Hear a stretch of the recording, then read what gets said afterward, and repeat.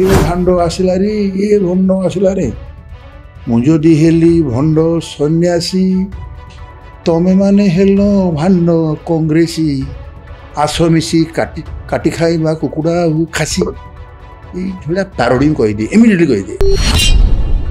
कौन सब कविता विधानसभा रे किछि तो हुए ना भाषण रे खाली उछुले घर गरीब झाल रे हाथ बतुरी चिकन करुच मथार बाल हाय हाय मते मंत्री करो नहेले भांगी सरकार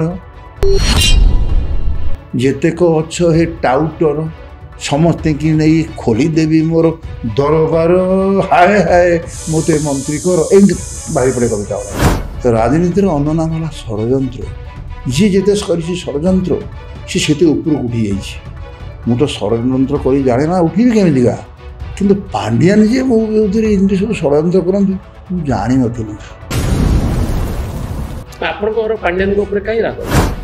मोर पांड्यान को ऊपर राग है कथा दे कथा न रखा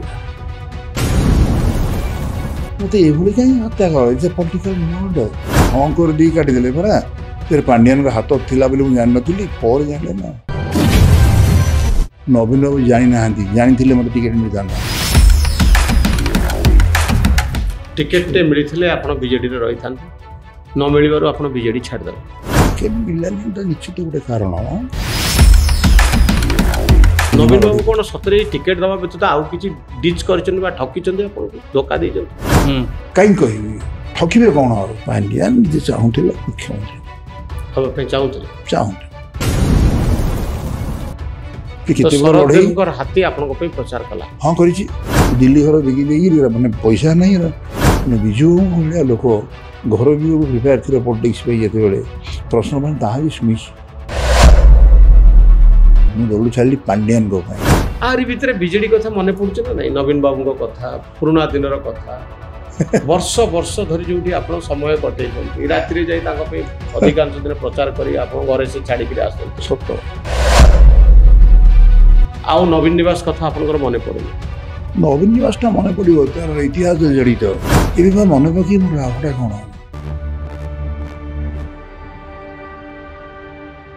लाइव 360 न्यूज रूम रो पॉडकास्ट को मु मनोरंजन आपण मान को स्वागत करुच्ची। बाबा प्रसन्न पाठशाणी को आपण बहु बार टीवी रे देखिचंती बहु बार तांकर कथा सुनिचंती आजिर दिन रे से हाउ लोकसभा रे नाहंती राज्यसभा रे नाहंती विधानसभा रे नाहंती किंतु सेमती बुलुचंती ओडिशार विभिन्न अंचल रे गत लोकसभा निर्वाचन रे से टिकेट पाई आशाई थिले टिकेट मिलिलानी बाबा वर्तमान भारतीय जनता पार्टी रे बाबा को संपर्क रे आपण जानि नथिबा किछि कथा मु कहबा पई चाहिबी मु भाबुची आजिर ए एपिसोड टी आपनक पई इंटरेस्टिंग हबो। बाबा प्रसन्न पाठशाणी को मोर गोटे प्रश्न जे सतरे कोन आपण जन को देखु देखु कविता बोल देबे आसु कविता बोली कहै हम गाई दिए तुरंत कविता से विधानसभा रे जो कविता गुड़िक आसु कविता बोलते सब बही आकर बाहर मैं बही आकर बाहर नहीं विधानसभा नहीं बाहर मु बाहर करि पारि नहीं कौन सब कविता विधानसभा रे बोलते विधानसभा रे किछि तो हुए ना भाषण रे खाली उछुले घर गरीब झाल रे हाथ बतुरी चिकन करुच मथार बाल ए टाइप हाँ आउ कौन सब कविता जमदी मु विधानसभा भीतर पशिली जानकी बाबूर मोर माने जानी आप से इतिहास भीतर नौनी से पंडित लोक जो था मुझे भल पाए कि विधानसभा जिते बड़े मु पशे ऊपर मु कविता माध्यम हो भाषण माध्यम हाँ आक्रमण करे हाँ से भाया ये एमती कहे ए आपन तो पंडित किए कहला भारतीय राजनीति रे जने पंडित लोक आमर ये मुख्यमंत्री होती कौन कम कथा इतिकी बेले मोर मन हो नेक्स्ट दिन जो हम जानकी बाबू कही सी आसला मात्रे ତାଙ୍କୁ ତୁମେ ଏମିତି ଚିଡ଼େଇବ ଯେ ସେ ଭାଷଣଟା ଏମିତି ଭାବରେ ଦେଉଛ ମାନେ ସେ ସବୁ କ୍ଷାନ୍ତ ହେଇଯିବ, ଡାଇଭର୍ଟ ହେଇଯିବ। ହଁ ଡାଇଭର୍ଟ ହେଇଯିବ। ତାପରେ ମୁଁ ପଶିଲା ବେଳକୁ ଏ ଭାଣ୍ଡ ଆସିଲା ରେ, ଏ ଭଣ୍ଡ ଆସିଲା ରେ, ମୁଁ ଯଦି ହେଲି ଭଣ୍ଡ ସନ୍ନ୍ୟାସୀ ତମେ ମାନେ ହେଲ ଭାଣ୍ଡ କଂଗ୍ରେସୀ, ଆସ ମିଶି କାଟି ଖାଇବା କୁକୁଡ଼ା ଆଉ ଖାସି। ଏଇଭଳିଆ ପାରୋଡ଼ି କହିଦିଏ, ଇମିଡ଼ିଏଟଲି କହିଦିଏ। ହଁ କହିଦେଲା ପରେ ସେମାନେ ହୋ ହୁଅନ୍ତି, ମୋ ବିରୁଦ୍ଧରେ କହନ୍ତି, କହିବା ସ୍ୱାଭାବିକ। ଜାନକୀକୁ ସେଟ୍ କରିଦିଅନ୍ତି ଆଉ କ'ଣ। ବିଜୁ ବାବୁ କ'ଣ କରନ୍ତି, ବିଜୁ ବାବୁ ଗୋଟେ ଜାଗାରେ ମୋ ପାଟିରୁ ଥରେ ବାହାରି ପଡ଼ିଲା, ଇଏ କ'ଣ ମୁଖ୍ୟମନ୍ତ୍ରୀ, ଆପଣ ଗୋଟେ ବଦମାସି ମାନେ ଗୋଟେ ଝିଅର ଗୋଟେ ହେଇଛି ଇଏ ତାର ଉପରେ ଇନକ୍ୱାରି କରିବା କହୁନାହାନ୍ତି, ଘଟିଥିଲା ଏମିତି ଘଟଣା। ତେବେ ସିଏ ସେଠୁ ମୋର ମନେ ଅଛି ସଙ୍ଗେ ସଙ୍ଗେ ଉତ୍ତର ଦେବାରେ ବି ଧୁରନ୍ଧର ସିଏ। କିନ୍ତୁ ଘଟଣାଟି ହେଉଛି ମୋର ମନେ ଅଛି ମୋ ପାଟିରୁ ଯେତେବେଳେ ବଦମାସଟା ବାହାରିଲା ମୁଖ୍ୟମନ୍ତ୍ରୀ, ସିଏ ଠିଆ ହେଇକି କହିଲେ ଏଇଟା କ'ଣ ରହିବ ପ୍ରୋସିଡିଂରେ ବାଚସ୍ପତି, ତାଙ୍କ ତରଫରୁ କିଏ କହିଥିବ, ତା ତରଫରୁ କିଏ କହିଲା ମଧ୍ୟ। ସେଠୁ ସଙ୍ଗେ ସଙ୍ଗେ ମୁଁ କହିଦେଲି କ'ଣ ହେଇଗଲା, ମୁଁ ବଦମାସ କୋଉ ଅର୍ଥରେ କହିଛି, ହୋ ହେଲେ ମୋ ବିରୁଦ୍ଧରେ ସମସ୍ତେ ସେଠି ମାନେ ଆସେମ୍ବଲି। ବିଜୁ କହିଦିଏ ଛାଣ ବାବାଜୀ ତମେ ଟିକେ ଗୋଟେ କ୍ଷମା ମାଗିଦେଉନ, ଭୁଲ ହେଲା ବୋଲି କହିଦେଉନ ନା, କହିଥିବ ବାହାରିଲା ପାଟିରୁ। ମୁଁ କ'ଣ, ଆରେ ମୁଁ ସେ ଅର୍ଥରେ କହିନି, ବଦମାସ ଅର୍ଥ ବ ହେଲା ଆମ ମୁଖ୍ୟମନ୍ତ୍ରୀ ଜାନକୀ ପଟ୍ଟନାୟକ ହେଲେ ବିଭବଶାଳୀ, ଦ ହେଲା ମୁଁ ହେଲି ଦରିଦ୍ର କବି ପ୍ରସନ୍ନ ପାଟ୍ଟଶାଣୀ, ଏବଂ ମାସି ମା ଅର୍ଥ ସେ ହେଲେ ମାଂସାହାରୀ, ସ ଅର୍ଥ ମୁଁ ହେଲି ଶାକାହାରୀ ନିରାମିଷ ଆଜ୍ଞା। ଏଥିବେଳେ ବଦଳିଲା ସେ ଟପିକ୍, ସଙ୍ଗେ ସଙ୍ଗେ ବଦଳିଗଲା। ହଁ ଏଇ ଟାଇପ୍ର ଆର୍ଗୁମେଣ୍ଟ ବେଳେ ମୁଁ ଆଉ ଥରେ କହିଦେଲି, ଏତେ ବଡ଼ ଶିଖି କହିଲା ଜାନକୀ ବାବୁ ପଣ୍ଡିତ କିଏ ଅଛନ୍ତି, ଏତେ ବଡ଼ ପଣ୍ଡିତ ହେଲେ କ'ଣ ଲିଙ୍ଗ ଜ୍ଞାନ ତାଙ୍କୁ ଜଣା ନାହିଁ, ଜଣା ନାହିଁ। ସେ କ'ଣ କଥା, ଏ ତମେ ଗୋଟେ କବି କିନ୍ତୁ ଅଶ୍ଳୀଳ ଶବ୍ଦ କହୁଛ, ଉଡ୍ର କର, କ୍ଷମା ମାଗ, ଗୋଟେ ଗଳି ହେଲା। ମୁଁ ସେଠୁ କହିଲି ହଉ କୋଉଟା ଅଶ୍ଳୀଳ, ଶବ୍ଦ ହେଉଛି ବ୍ରହ୍ମ, ଶବ୍ଦକୁ ପ୍ରୟୋଗ କରୁଥିବା ମଣିଷର ଉଚ୍ଚ ନିଚ ମନକୁ ନେଇକିରି ଶବ୍ଦ ଶୀଳ ଏବଂ ଅଶ୍ଳୀଳ ହେଇଥାଏ।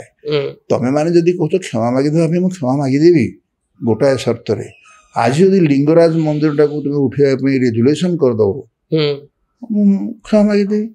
ଲିଙ୍ଗ ହେଲା ବ୍ରହ୍ମ, ଯେଠି ଅଛି ଶିବ ସମଗ୍ର ପୃଥିବୀରେ ସବୁଠୁ ଶ୍ରେଷ୍ଠ ଲିଙ୍ଗରାଜ, ଲିଙ୍ଗ ଭିତରେ ସେ ରଜା, ଏଇଟା ହେଲା ରାଜଧାନୀ।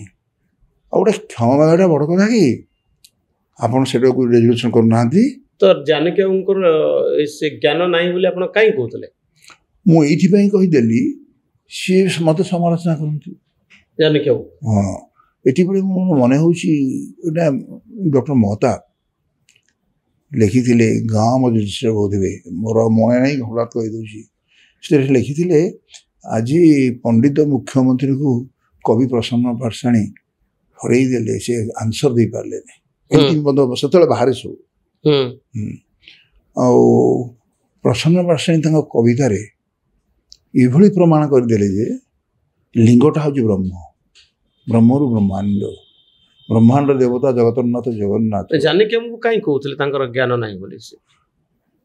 ଏମିତି ପାରୋଡ଼ି ଏଗୁଡ଼ାକ ସାଟାୟାର। ଜାନକୀ ବାବୁ କ'ଣ ପ୍ରକୃତରେ ପଣ୍ଡିତ ନୁହନ୍ତି, ଏବେ ବି କହୁଛି କଥା ହେଉଛି, କହିଲା ବେଳେ ଯେତେବେଳେ ସେ ମୋ ଉପରେ ଆଟାକ୍ କରନ୍ତି, ମୁଁ ସେମିତି ଆଟାକ୍ କରେ, କ'ଣ ଏମିତି ହୁଏ? ଆପଣଙ୍କ ଉପରେ ଆଟାକ୍ କରନ୍ତି କାରଣ ଆପଣ ତାଙ୍କର ପ୍ରତିଦ୍ୱନ୍ଦ୍ୱୀ ଥିଲେ। ହଁ ମୋ ଉପରେ ଆଟାକ୍ କରନ୍ତି, ଯେହେତୁ ତାଙ୍କର ପ୍ରତିନିଧି ସେତେବେଳର ବୈଦ୍ୟନାଥ ମିଶ୍ରଙ୍କୁ ମୁଁ ହରେଇ ଦେଇଥିଲି ବୋଲି। ଆଉ ଅନେକ ଜାଗାରେ ଆମର ଲଢ଼େଇ ହୁଏ, ସେଇ ଲଢ଼େଇ ଭିତରେ କିନ୍ତୁ ସବୁବେଳେ ଡେମୋକ୍ରେଟିକ୍ ହୁଏ। ସେଥିରେ ସେତେବେଳେ ମାନେ ଆଜିକାଲି ଯେମିତି ସେ ନଥିଲା। ବିଧାନସଭାରେ ଆଉ କ'ଣ ସବୁ କବିତା ଆପଣ କହୁଥିଲେ? କହିଥିଲି ବୋଧେ ଆପଣଙ୍କୁ, ଏନେ ବିଧାନସଭାରେ କିଛି ତ ହୁଏ ନା, ଭାଷଣରେ ଖାଲି ମନ୍ତ୍ରୀଙ୍କ ଉପରେ ଗୋଟେ କବିତା କହିଥିଲେ, ହାୟ ହାୟ ମତେ ମନ୍ତ୍ରୀ କର, ନହେଲେ ଭାଙ୍ଗିବି ସରକାର, ଯେତେକ ଅଛ ହେ ଟାଉଟର, ସମସ୍ତେ କି ନେଇ ଖୋଲିଦେବି ମୋର ଦରବାର ହାୟ ହାୟ ମୋତେ ମନ୍ତ୍ରୀ କର ଏମିତି ବାହାରି ପଡ଼େ କବିତା ଗୁଡ଼ାକ। ଏବଂ ସେତିକି ବେଳେ ମନ୍ତ୍ରୀ ମନ ଯୁକ୍ତ ଅନ୍ତର ସମାନେ ମନ୍ତ୍ର ମନ୍ତ୍ରୀରୁ ମନ୍ତ୍ର ଏ ଯେତେ ସବୁ ଅଛ ମନ୍ତ୍ରୀ ଭାବିନିଅ ଥରେ ତମକୁ ହରାନ୍ତି ତମକୁ କିଭଳି ଭାବରେ ଦଣ୍ଡ ଦିଅନ୍ତି ଦଣ୍ଡ ତମେ ପାଅ କାହା ପାଇଁ ଯେତେ ସବୁ ଅଛନ୍ତି ଅମଲାତନ୍ତ୍ରୀ। ତେଣୁ ହେ ମନ୍ତ୍ରୀ ମନ୍ତ୍ରରୁ ମନ୍ତ୍ରୀ ଏବଂ ତମକୁ ହଇରାଣ କରନ୍ତି ଅମଲାତନ୍ତ୍ରୀ। ପ୍ରସନ୍ନ ପାଟ୍ଟଶାଣୀ ଏଠି ଏହା ଘୋଷଣା କରିବାକୁ ଚାହେଁ ଏଇ ବିଧାନସଭାରେ ମାନେ କବିତାରେ ମୁଁ କହିଦିଏ। ଅନେକ ମଧ୍ୟ ପ୍ରଶ୍ନ ମୋତେ କରନ୍ତି କବିତାରେ ଆପଣ ଆନ୍ସର ଦିଅନ୍ତି। ଆନ୍ସର ଦିଏ କବିତାରେ ବି ଆନ୍ସର ଦେଇଛି ଅଛି ରେକର୍ଡରେ ଅଛି। ହଁ ମୁଁ କହିବାଟା ଭଲ ନୁହଁ ଆପଣ ରେକର୍ଡ ଦେଖି କହନ୍ତୁ ଅଛି ସବୁ ବିଧାନ। ଆପଣଙ୍କ ଭିତରେ ଏମିତି ଗୋଟେ କଳା ଅଛି ଯେ ଆପଣ ଲୋକଙ୍କୁ ଦେଖିକିରି କବିତା ପଢ଼ିଦେବେ। ହଁ ତମେ କହିବି ତମେ ମନୋରଞ୍ଜନ ତମେ କ'ଣ ପାଇଁ ଜନ୍ମ ହେଇଥିଲ ତମ ଜୀବନ ଧନ୍ୟ ତମ ଉପରେ କହିଲା ବେଳେ ଏ ସୁନ୍ଦର କାଳିର ପୋଷାକ କଳାର ପୋଷାକ ତମକୁ ଜୀବନରେ ତମ ବାପା ମାଆଙ୍କୁ ମଧ୍ୟ ଧନ୍ୟ ଯିଏ ଏଭଳି ପୁତ୍ର ଜନ୍ମ କରିଛନ୍ତି। ମୋ ଉପରେ କବିତା ଆପଣଙ୍କ ପାଣ୍ଡିଆନଙ୍କ ଉପରେ ଗୋଟେ କବିତା କହିଲେ। ଆଚ୍ଛା କଥା ପାଣ୍ଡିଆ ଆମ ଗାଁରେ କହନ୍ତି ସବୁ ଏଇ ପାଣ୍ଡିଆନ ହେଇଗଲା ନା ତେଣୁ ୟାର ସବୁ ଶବ୍ଦ ବଢ଼ିଗଲା। ପାଣ୍ଡିଆନ ଆଜି କ'ଣ ଏବେ ବି କେଉଁଠି ଅଛନ୍ତି ତାହା କ'ଣ ଓଡ଼ିଶା ବାଲା ଜାଣିନାହାନ୍ତି ଜାଣିଛନ୍ତି। ମୁଁ ତ ପାଣ୍ଡିଆନକୁ ବି ବିରୋଧ କରିନଥିଲି। ରାଜନୀତିର ଅନ୍ୟ ନାମ ହେଲା ଷଡ଼ଯନ୍ତ୍ର। ଯିଏ ଯେତେ କରିଛି ଷଡ଼ଯନ୍ତ୍ର ସେ ସେତେ ଉପରକୁ ଉଠି ଯାଇଛି। ମୁଁ ତ ଷଡ଼ଯନ୍ତ୍ର କରି ଜାଣେ ନା ଉଠିବି କେମିତିକା କିନ୍ତୁ ପାଣ୍ଡିଆନ ଯିଏ ମୋ ବିରୁଦ୍ଧରେ ଏମିତି ସବୁ ଷଡ଼ଯନ୍ତ୍ର କରନ୍ତି ମୁଁ ଜାଣିନଥିଲି। ଯେତେବେଳେ ଜାଣିବାକୁ ପାଇଲି ଆରେ କହୁଛନ୍ତି କ'ଣ ଆମ ଗାଁ ଝିଅଟାକୁ ବାହା ହେଇ ପଡ଼ିଛି ତେଣୁ ଇଏ ଆମ ଗାଁର ଜ୍ୱାଇଁ। କେଉଁଠି ବାହା ହେଇଛନ୍ତି କି ଜ୍ୱାଇଁ ଏଇଟା କହିଲେ କ'ଣ ହବ ସେଟା ବାହା ହେଇଛନ୍ତି ତା ବେଲେ ତା ଅର୍ଥ ନୁହେଁ ଯେ ବିବାହ କଲା ପରେ ଯଦି ପ୍ରକୃତରେ ବିଜୁ ପଟ୍ଟନାୟକ ଭଳିଆ ଲୋକ ମାଆ ମାନଙ୍କୁ ଏଭଳି ଭାବରେ ସମ୍ମାନ ଦେଉଥିଲେ ତାଙ୍କ ପୁତ୍ର ବି ମଧ୍ୟ ଯାହାଫଳରେ ଆପଣମାନେ ଏତେ ବଡ଼ କରିଛନ୍ତି ଏଠି ତାଙ୍କ ସ୍ତ୍ରୀକି ବସେଇ ଦେଇଛନ୍ତି। ଆପଣଙ୍କ ରାଗ ଅଛି? ମୋର ରାଗ କିଛି ନଥିଲା। ମୋର ରାଗ କିଛି ନଥିଲା। ପଲିଟିକାଲ ଲୋକ ଗୁଡ଼ିକ ଯଦି ଏମିତି ରାଗିବେ ତାଙ୍କୁ ଥଣ୍ଡା କରିବ କିଏ? ଆପଣଙ୍କର ପାଣ୍ଡିଆନଙ୍କ ଉପରେ କାହିଁ ରାଗ? ମୋର ପାଣ୍ଡିଆନଙ୍କ ଉପରେ ରାଗ ହେଲା କଥା ଦେଇ କଥା ନ ରଖିବା। କମିଟମେଣ୍ଟ ଇଜ ଦି କି ଟୁ ଅଲ୍ ସକ୍ସେସ୍। କ'ଣ କମିଟମେଣ୍ଟ କରିଥିଲା? କମିଟମେଣ୍ଟ ଯାହା ସେ କରିଥିଲେ ଗୋଟେ କମିଟମେଣ୍ଟ ରକ୍ଷା କରିନାହାନ୍ତି। ଯେମିତିକା ରାଜ୍ୟସଭାକୁ ଆପଣଙ୍କୁ ପଠେଇବେ। ହଁ ସେଟା ଡିକ୍ଲାର ହେଇଯାଇଥିଲା। କ'ଣ ଥିଲା କମିଟମେଣ୍ଟ? କମିଟମେଣ୍ଟ ରାଜ୍ୟସଭା କଥା ହେଲେ କେବଳ କହୁନି ତମର କାହିଁ ଅସୁବିଧାଟା କ'ଣ ଥିଲା? ମୁଁ ତ ତାଙ୍କ ବାପା ମୋତେ ମନ୍ତ୍ରୀ କରିଥିଲେ ବିଜୁ ବାବୁ ଆଉ ଯଦି କ୍ୟାବିନେଟ୍ କରିବ ବିଜୁ ପଟ୍ଟନାୟକ ସେତେବେଳେ କଥା କହୁଛି। ୟାଙ୍କର କ'ଣ ଅସୁବିଧା ହେଇଗଲା? ମୁଁ କ'ଣ ଅଯୋଗ୍ୟ ମନ୍ତ୍ରୀ ହେବା ପାଇଁ ଥିଲି ନା କ'ଣ? ଆପଣ ତ କୋଉଠି ମନ୍ତ୍ରୀ ହେଇଥାନ୍ତେ? ଦିଲ୍ଲୀରେ କେନ୍ଦ୍ର ସରକାରରେ ମନ୍ତ୍ରୀ ହେଇଥାନ୍ତେ। ଆପଣଙ୍କୁ ମନ୍ତ୍ରୀ କଲେ ସେତେବେଳକୁ ପାଣ୍ଡିଆନ ପିକ୍ଚରରେ ନଥିଲେ। ନାଇଁ ସେତେବେଳକୁ ଥିଲେ ଆପଣଙ୍କର ପ୍ୟାରୀବାବୁ ଥିଲେ। ତ ଏବେ ଆପଣଙ୍କର କମିଟମେଣ୍ଟ ଥିଲା ରାଜ୍ୟସଭା ପାଇଁ ପଠେଇଲେ ସେଇଥିପାଇଁ ଆପଣ ରାଗିଛନ୍ତି? ନାଇଁ ରାଜ୍ୟସଭା ପାଇଁ ସେ କହିଦେଲେ ତାଙ୍କ କଥା ଯଦି ସେ ନ ରଖିଲେ ମୁଁ କାହିଁ ତାଙ୍କ ବିରୁଦ୍ଧରେ କହିବି?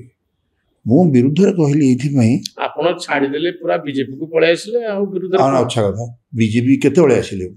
ସେତେବେଳେ ଆସିଥିଲେ ତ ବିଜେପିର ମୋତେ ବହୁ ଉଚ୍ଚ ଇଏରେ ରଖିଥାନ୍ତା। ମୁଁ କ'ଣ ସେତେବେଳେ ଆସିଥିଲି କି? କେତେବେଳେ ଆସିଲେ? ଆପଣ ଟିକେଟ ପାଇଲେନି ଯେତେବେଳେ ପୁଣି ଆସିଲେ 1924ରେ ଆଉ ପାଇଲେନି ଟିକେଟ। 24ରେ ମୋତେ ଟିକେଟ ଦିଆଗଲା ନାହିଁ କାହିଁକି? ଏ ପ୍ରଶ୍ନ ଆପଣଙ୍କ ମୁଣ୍ଡ ଭିତରକୁ ଆସୁଛି? ନିଶ୍ଚୟ ଆସିବ। अरे मु एते दिन धरी पार्टीर बाबा आपन 80 वर्ष हेलाणी 80 वर्ष रे आपनकर शक्ति टिके कमी थिबो पांड्यान बाबू नवीन बाबू भाबिथिबे ଯେ ବାବା ଟିକେ ବିଶ୍ରାମ ନିଅନ୍ତୁ, ପାର୍ଟି ପାଇଁ ପ୍ରଚାରକ ହୁଅନ୍ତୁ। କ'ଣ କଥା, ଏତେ ବଡ଼ ନେତା ଭାରତ ବର୍ଷର ଆପଣଙ୍କର ଆଡଭାନୀ ସେ କ'ଣ ଆଉ ଇଲେକ୍ସନ ଲଢୁଛନ୍ତି? ବୟସ କେତେ ହେଲାଣି? 90 ବର୍ଷର ଉପରେ ହେଲାଣି। 90 ବର୍ଷର ଯଦି ସେ ରାଜନୀତି କରୁଛନ୍ତି ମୁଁ କାହିଁକି ରାଜନୀତି କରୁଛନ୍ତି ମାନେ କ'ଣ ଏମପି ଆଉ ଏମଏଲଏ ହଉଛନ୍ତି? ସେ ନାଇଁ ଏମଏଲଏ ଆପଣ କ'ଣ ଆଉ ଏମପି କ'ଣ କରେଇଦେଲେ କି ନା ହବି କଥାଟା ସେଥିପାଇଁ ସେ ଲୋଭ ମୋର ନାହିଁ। ଆମେ ଲୋକସେବା କରିବା, ସେଥିପାଇଁ ଗୋଟେ ମାଧ୍ୟମ। ଲୋକସେବା କରିବା ପାଇଁ ପାଣ୍ଡିଆନଙ୍କର ଆବଶ୍ୟକତା କ'ଣ ଅଛି? ଲୋକସେବା ପାଣ୍ଡିଆନ କାହିଁ ଆବଶ୍ୟକତା ରହିବ? ତେଣୁ ଆପଣ ଆପଣଙ୍କ କାମ କରିବେ। ନାଇଁ ଲୋକସେବା ପାଣ୍ଡିଆନର ଆବଶ୍ୟକତା ନାହିଁ। ନାଇଁ ମୁଁ ସେ କଥା ପଡ଼ିନି। ଲୋକସଭା ପାଇଁ ପ୍ରକୃତରେ ଠିକ୍ ପ୍ରଶ୍ନ ପଚାରୁଛ, ଆବଶ୍ୟକତା ମୋର କିଛି ନାହିଁ। କିନ୍ତୁ ଏତେ ଦିନ ଧରି ଯଦି ଗୋଟେ ଦଳରେ ମୁଁ କାମ କଲି, ସେ ଦଳ ମୋତେ କିଛି ଦେଲାନି, ସେଥିପାଇଁ ମୁଁ ବିବ୍ରତ ବି ହେଇନାହିଁ। ଏବଂ ତମେ ମୋତେ ଏଭଳି କାହିଁ ହତ୍ୟା କର? It's a political murder. Political murder? Yes. କେମିତି ପଲିଟିକାଲ ମର୍ଡର? କେମିତି? ଟିକେଟ ନ ଦୁଇ ଥର ଯାକ ଟିକେଟ ଦିଆଗଲାନି। 19 ଆଉ 24। ହଁ, ଥରେ ମାନେ ପୁରୀରେ ମୋର ଘର, ପୁରୀ ଜିଲ୍ଲାରେ ମୋର ଘର, ଚିଲିକା କୂଳରେ, ଏବଂ ମୋ ପୂର୍ବପୁରୁଷମାନେ ଯେଉଁମାନେ ଲଢ଼େଇ କରିଥିଲେ ପାଇକ ବିଦ୍ରୋହ। ଚିଲିକା କନଷ୍ଟିଚ୍ୟୁଏନ୍ସି ପାଇଁ ଚାହୁଁଥିଲେ? ମୁଁ ଶେଷଟା ଭାବିଲି ଯେ ଚିଲିକାରେ ମୁଁ ହେଲେ ବେଟର ହବ, ଏଇଠି ଭାବିଲି ମୋ ଗାଁଟା ତ। କହିଲେ ଯେ ମୋତେ ଚିଲିକାରୁ ଟିକେଟ? ହଁ କହିଛି, ମୋତେ କୁହାବି, ମୋତେ ବି ସୁଯୋଗ ଦିଆଯାଇଛି। ସବୁ ମନା କଲେ ଟିକେଟ ଦେବା ପାଇଁ ଆପଣଙ୍କୁ? ଆରେ ମନା କାହିଁ କରିବେ, ହଁ କରିଦେଇ କାଟିଦେଲେ ପରା। ପାଣ୍ଡିଆନଙ୍କ ହାତ ଥିଲା ବୋଲି ମୁଁ ଜାଣିନଥିଲି, ପରେ ଜାଣିଲେ ନା। ପାଣ୍ଡିଆନ କହିଲେ ଚିଲିକାରୁ ଦିଆଯିବନି ଟିକେଟ? ସେ କହିନାହାନ୍ତି, ସେ ଏମିତି କାମ କଲେ କହିଲା ଭଳିଆ ହେଇଗଲା। ତମେ ଯାଉଛ କ୍ଷୁବ୍ଧ ହେଲେ ଟିକେଟ ନ ମିଳିବା ପରେ? ଭୁବନେଶ୍ୱରରୁ ମିଳିଲାନି କି ଚିଲିକାରୁ ବି ମିଳିଲାନି? ଭୁବନେଶ୍ୱରରେ କ'ଣ ମୁଁ ଥରେ ଜିତିଛି କି? 5 ଥର। 5 ଥର ଆପଣ କଳ୍ପନା କରନ୍ତୁ।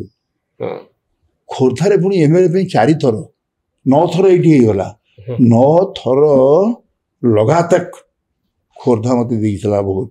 ଆପଣ ଥରେ ହାରିଛନ୍ତି ଇଲେକ୍ସନ? ଥରେ ଜାନକୀ ବାବୁ ସହିତ। ଓହୋ, ସେଟା ଉପନିର୍ବାଚନ। ସେଟା ହଉଛି ଏଠି ପ୍ରାୟ ସବୁଥର ଜିତିଛନ୍ତି? ସବୁଥର ଜିତିଛି। ସେ ତ ପାଠଶାଣୀ, ଆପଣ ଯେତେବେଳେ ଚିଲିକାରୁ ଟିକେଟ ପାଇଲେନି ଆପଣଙ୍କ ମନ ଖରାପ ହେଲା, ଆପଣ ବିଜେପିରେ ମିଶିଗଲେ? ନା, ଗାଁରୁ ତମେ କାହିଁ ମୋତେ ଟିକେଟ ଦେଲନି? ଆଉ ବିଜେପିରେ ମିଶିଗଲି ବୋଲି କ'ଣ ପାଇଁ ନା, ବିଶ୍ୱଭୂଷଣ ହରିଚନ୍ଦନ ଆମେ ବି ଏକାଠି ଥିଲୁ ଏଠି, ସିଏ ଏମଏଲଏକୁ ମୁଁ ଏମପି। ମୁଁ କହିଲି ମୁଁ ଗାଁକୁ ଗଲେ ତାଙ୍କ ପୁଅଟା ଭଲ ନାଁ କଲାଣି ଏବଂ ତାଙ୍କ ପୁଅ ହେଇଯିବ, ମାନେ ମୁଁ ନ ଠିଆ ହେବି, ପୁଅଟାକୁ ଆରାମରେ ଜିତିଯିବ। ମୁଁ ଯଦି ଠିଆ ହେବି ଅସୁବିଧା ହବ। ଆପଣ ତ ଟିକେଟ ମିଳିଲେନି, ଆପଣ ଠିଆ ହେବେ? ନା, ହଁ ମିଳିଲାନି ତ କ'ଣ? ଆପଣ ଇଲେକ୍ସନ ବେଳେ କ'ଣ କଲେ? ଇଲେକ୍ସନ ବେଳେ ମୁଁ ପ୍ରଚାର କରୁଥିଲି। କାହା ପାଇଁ? ସେଠି ତ ସୁଯୋଗ ନଥିଲା ମୋତେ, ଟିକେଟ ନ ମିଳିଲା, ଆଉ କାହା ପାଇଁ ପ୍ରଚାର କରିବି? ବିଜେପି ପାଇଁ? ହଁ, ବିଜେପି ପାଇଁ ମୁଁ ଆରମ୍ଭ କରିଦେଇଥିଲି। ମାନେ ଇଲେକ୍ସନରେ ଟିକେଟ ନ ପାଇବା ପରେ ଆପଣ ବିଜେପି ପାଇଁ ଲାଗିଥିଲେ? ସିଓର ଲାଗିଛି, ତାର ପ୍ରମାଣ ଅଛି ମୋ ପାଖରେ। ବିଜେଡି କିନ୍ତୁ ଛାଡ଼ି ନଥିଲେ? ବିଜେପି ନାଇଁ, ବିଜେଡି ତ ତଡ଼ିଗଲା ଭଳିଆ କଲା ମୋତେ, ମୁଁ ଛାଡ଼ିନଥିଲି କ'ଣ? ମାନେ ମୋତେ ଯେଉଁଭଳି ଭାବରେ ମାନସିକ ଅତ୍ୟାଚାର କରାଗଲା। ଆପଣ କହୁଛନ୍ତି political murder? It's a political murder. କାରଣ ଜଣଙ୍କର ପଲିଟିକ୍ସରେ ଶୁଣନ୍ତୁ କାହିଁ କହୁଛି, 80 ବର୍ଷ ପର୍ଯ୍ୟନ୍ତ ଆପଣ 5 ଥର ହେଲେ ସାଂସଦ ବନିଲେ, 4 ଥର ଆପଣ ବିଧାୟକ ବନିଲେ, ତ ଲାଷ୍ଟ ମୋମେଣ୍ଟରେ ଯଦି ଆଉ ଥରେ ନ ହେଲା କ'ଣ ପଲିଟିକାଲ ମର୍ଡର ହେଇଗଲା? ଯେଉଁ ପାର୍ଟି ଆପଣଙ୍କୁ 5 ଥର ସାଂସଦ ବନେଇଲା, 6ଠ ଥର ପାଇଁ ଟିକେଟ ଦେଲାନି, ଆମେ କ'ଣ କହିବା ଆପଣଙ୍କୁ ପଲିଟିକାଲ ମର୍ଡର କଲା? 6ଠ ଥର ପାଇଁ ଟିକେଟଟା କାହିଁକି ଦେବ ନାହିଁ? ଯଦି ମୋର କିଛି ଡିମେରିଟ୍ସ ଦେଇଥାନ୍ତା, ଦେଲାନି 5 ଥର। ନାଇଁ, ମୁଁ ସେଥିପାଇଁ କ'ଣ ଛାଡ଼ିଦେଲି କି? ପାଣ୍ଡିଆନ ବାବୁ ଯେଉଁଭଳି ଭାବରେ ଭୂମିକା ନେଲେ ସେଇଟା ମୋତେ ଭଲ ଲାଗିଲାନି। ବହୁତ ଚୁପଚାପ ରହିଲେ। ସେ ଭୂମିକାଟା କ'ଣ ସମୟ ଯାଇଛନ୍ତି? ଏବେ ଚାଲୁନାହାନ୍ତି ଗାଁ ଗହଳିରେ କ'ଣ ନବୀନ ପଟ୍ଟନାୟକ କେହି ବିରୁଦ୍ଧରେ କହୁଛନ୍ତି? ସବୁ ପାଣ୍ଡିଆନଙ୍କ ବିରୁଦ୍ଧରେ କହୁଛନ୍ତି। କାହିଁକି? ଆମେ ମୋତେ ଦେଇ ଯାଇକି ଆପଣ ଭାବୁନାହାନ୍ତି ମୁଁ କିଛି କରିନି, ମୋତେ କିଛି କରିନି, କିନ୍ତୁ ଏଇଟା କହିବା ଉଚିତ ନୁହଁ। କିନ୍ତୁ ଆପଣ ତ ପଦେ କହିନଥିଲେ ସେତେବେଳେ। ଆପଣଙ୍କ ଭଳି ନେତା, ଏତେ ବଡ଼ ନେତା, एते थर आपण नेता बनी सांसद बनी किंतु पदे तो आपण कहले जो कथा आज कहते ओ से समय कथा कहते कहीं कहबी आम जहाँ कहूँ ता नवीन पट्टनायक से करूले नहीं जिते पांडियान बाबू बुलिक प्रचार कले पते कहते कि आप ना पांडियान बाबू मत गोटे देले प्लानिंग बोर्ड हाँ से कैबिनेट रैंक देले कैबिनेट रैंक थे सेठी मत जो कर्तव्य कर करुले कर्तव्य मैं अवहेला करनी कौन है कौन टिकेटा दलनी नवीन नवीन बाबू जानी ना जानी मत टिकेट मिल जाता आप भेटिक पारे मुझे कौन भेटिक कह क्या से भेटी दूली मत भेटी था आपको भेटे देलेनी मुझे जो गली कहीं जी मैं स्पष्टवादी स्पष्ट कथा कहे जा कौन करी भी देखुना आप गोटे खोला कथा कहूँ देखु एवं सब तुम सांगसाथी सब से अच्छा कुआड़े गले आपणकर पांडियन कौटी नवीन निवास रोते मिछ एबे अच्छा नवीन निवास आउ कहीं कहबी जाऊँ सब कर तो ये टिकेट न मिलवाटा आपको क्षुब्ध कला से बीजेडी छाड़देले टिकेटा मिललानी बोली क्षुब्ध ना टिकेटा तो कौन से पार्टी रे कौन ट्रेन टिकेट ना प्लेन टिकेट ये टिकेट गोटे गणतांत्रिक पंथा अनुसार दि जाए दायित्व से नहीं मु तो दायित्व के अवहेला करनी नहीं ये गोटे कारण तो टिकेट मिललानी नहीं टिकेट मिललानी तो निश्चित गोटे कारण आउ कौन ता सहित आउ कारण मोर तो किसी नथिला टिकेट मिलते आप बीजेडी रही था न मिलवर आप बीजेडी छाड़देले सेटा जो कहते तापेक्षा खूब भल हम कथा दे जे कथा न रखे से लोकों सहित बंधुता जे बांधे ताठू बोका कहीं ना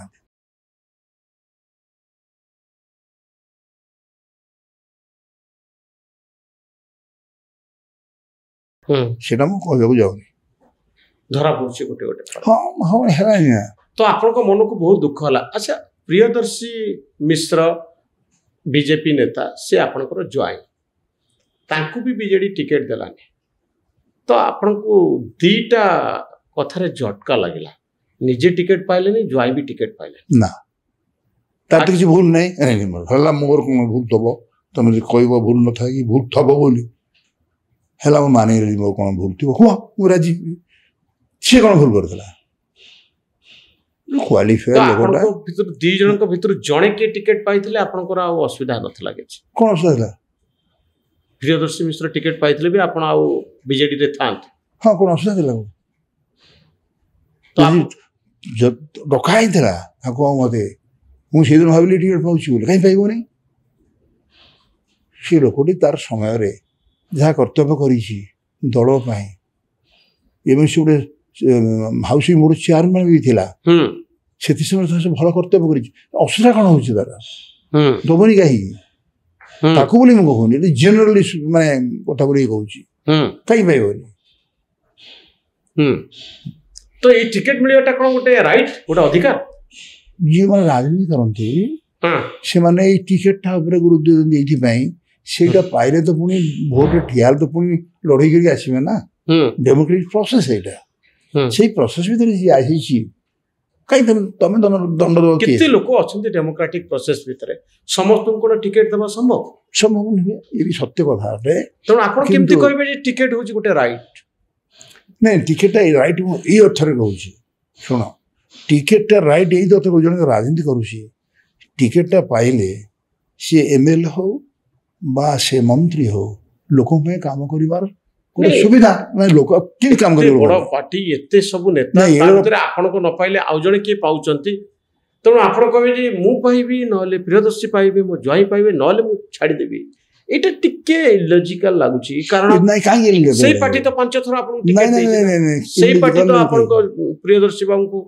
टिकेट देई छी ना आगु एमएलए बनेई छी तेणु गोटे थर गोटे असुविधा हे गला बा ଆପଣ କୋଉଠି ନା କୋଉଠି ସିଷ୍ଟମ ରେ ଖାପ ଖାଇ ପାରୁନାହାନ୍ତି ତା ମାନେ କଣ ପାର୍ଟି ଆପଣଙ୍କୁ ରାଗିଛି ପାଣ୍ଡିଆନ ଆପଣ କାହିଁକି ରାଗିବ ପାର୍ଟି ପାର୍ଟି ବିରୁଦ୍ଧରେ କହିବା ବା କାମ କରିଥିଲେ ସିନା ପାର୍ଟିଟା ରାଗିବ କଣ ପାଇଁ ମୁଁ ଗଧ ଭଳିଆ ଖଟିବି ଦିନ ଆଉ ରାତି ପାର୍ଟି ପାଇଁ ଯିଏ ଯୋଉଟା ଡାକିବି ଯିବି ଏମିତି ଓଡ଼ିଶାରେ କୋଉ କର୍ଣ୍ଣରକୁ ମୁଁ ନ ଯାଇଛି ଏବଂ ମୁଖ୍ୟମନ୍ତ୍ରୀ ନବୀନ ପଟ୍ଟନାୟକ ସହିତ ବୁଲିଛି 24 ଘଣ୍ଟା ତାଙ୍କ ବାପାଙ୍କ ସହିତ ଏମିତି କାମ କରିଥିଲି ଆପଣ ରାତିରେ ଯାଆନ୍ତି ଅଧିକାଂଶ ଦିନ ନୂଆ ନୂଆ ନବୀନ ବାବୁ ଆସିଲା ବେଳେ ସବୁ ମିଟିଂ କି ଯିବେ ରାତି ବିଳମ୍ବିତ ରାତି ପର୍ଯ୍ୟନ୍ତ ଆପଣ ଫେରିବି ବିଳମ୍ବିତ ରାତିରେ ହଁ ସତ ରାତିରେ କଣ ସବୁ କଥା ହୁଅନ୍ତି ଗାଡ଼ିରେ ଆସିଲା ବେଳେ କଥାବାର୍ତ୍ତା ସେତେବେଳେ ସେ ଦୃଷ୍ଟିରୁ କିଛି ଖରାପ ଓଡ଼ିଆରେ କଥା ହୁଅନ୍ତି କିଛି ଖରାପ ନାହିଁ ନାଇଁ ମୁଁ ଇଂଲିଶରେ ତାଙ୍କ କଥା ହଉ ଇଂଲିଶରେ କଥା ହୁଅନ୍ତି ସେ କହନ୍ତି ଇଂଲିଶରେ କଥା ହବା ପାଇଁ ହଁ ତ କାହିଁକି ସିଏ ଯଦି ଇଂଲିଶରେ କହିବେ ମୁଁ କେମିତି କହିବି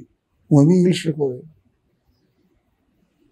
ଏବଂ ଗୋଟେ ଛୋଟିଆ କଥା କହୁଛି ମୁଁ କହିଲି ଆପଣ ଓଡ଼ିଆଟା ଶିଖିଲେନି ବୋଲି କହୁଛନ୍ତି ଲୋକ ଆପଣ ଗୋଟେ ଓଡ଼ିଆ ୟୁନିଭର୍ସିଟି କରନ୍ତୁ ମୁଁ ଗୋଟେ ପ୍ରପୋଜାଲ ଦେଉଛି ଯାହାଫଳରେ କେହି ଆଉ କହିପାରିବେନି ମୁଁ କହିବି ଭାଷଣ ଦେଲା ବେଳେ କହୁଥିଲା ଓଡ଼ିଆ ଜାଣିନି ଗୋଟେ ଓଡ଼ିଆ ବିଶ୍ୱବିଦ୍ୟାଳୟ ସେତେବେଳେ ଓଡ଼ିଆ ମୁଖ୍ୟମନ୍ତ୍ରୀ ବା ଯେଉଁମାନେ ମନ୍ତ୍ରୀ ସେମାନେ ୟୁନିଭର୍ସିଟି କରିପାରିଲେନି ଏଇ ନବୀନ ପଟ୍ଟନାୟକ କରିଦେଲା କହିବା ସୁବିଧା ହେବନି ମୋତେ ରାଜିତ ହେଲେ ୟୁନିଭର୍ସିଟି ହେବା ପାଇଁ ମଧ୍ୟ ଜମି ନିଆ ହେଇଥିଲା ଖୋର୍ଦ୍ଧା ପାଖରେ ହଳଦିଆ ପାଖରେ ତ ଓଡ଼ିଆ ୟୁନିଭର୍ସିଟି ତ ହେଲା ହେଲା ପରେ ମୋତେ ପୁଣି ସେଠି ଚେଞ୍ଜ କରିଦେଲେ ଆଉ ନିଜେ ମୋତେ କହିଲେ ଫୋନରେ ଆପଣଙ୍କର ପାଣ୍ଡିଆନ ଜି କହିଲେ ସେଇଟା ଆପଣ ସେଠି ବି ରାଜି ହେଇଯାଆନ୍ତୁ ସାକ୍ଷୀ ଗୋପାଳ ପାଇଁ ଆପଣ ଗାଁ ଲୋକ ବି ସେ ମୁଭମେଣ୍ଟ ଦେଖିଲେ ମୁଁ କହିଲି ଆରେ ସାକ୍ଷୀ ଗୋପାଳରେ ମୁଁ କାହିଁ ଅରାଜି ହେବି ସାକ୍ଷୀ ଗୋପାଳରେ କଲ ଭଲ ହେଲା ଏଠି ଯେତେ ଜମି ଥିଲା ସେଠି ନାହିଁ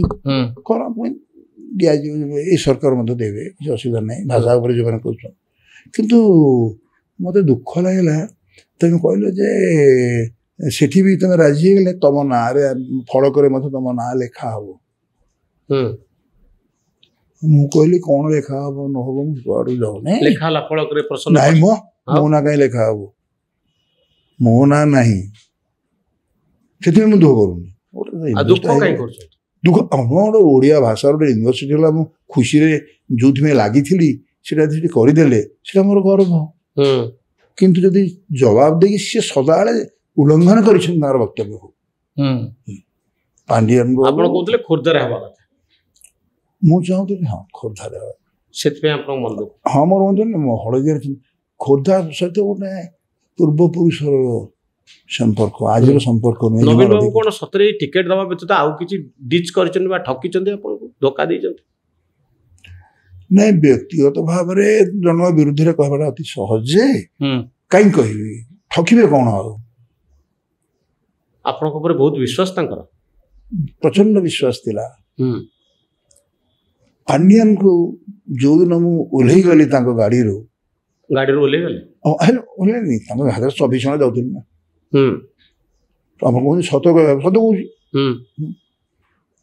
ପାଣ୍ଡିଆନକୁ ବାବୁଙ୍କୁ ଯେତେବେଳେ ସେ ନେଲେ ଚାରିଆଡ଼େ ବୁଲିଲେ କେତେଟା ସଭାରେ ସେ ଭାଷଣ ଦେଇଛନ୍ତି ପାଣ୍ଡିଆନ ଦଳ ଗଠନ ବେଳେ ପାଣ୍ଡିଆନଙ୍କର କି ଭୂମିକା ଥିଲା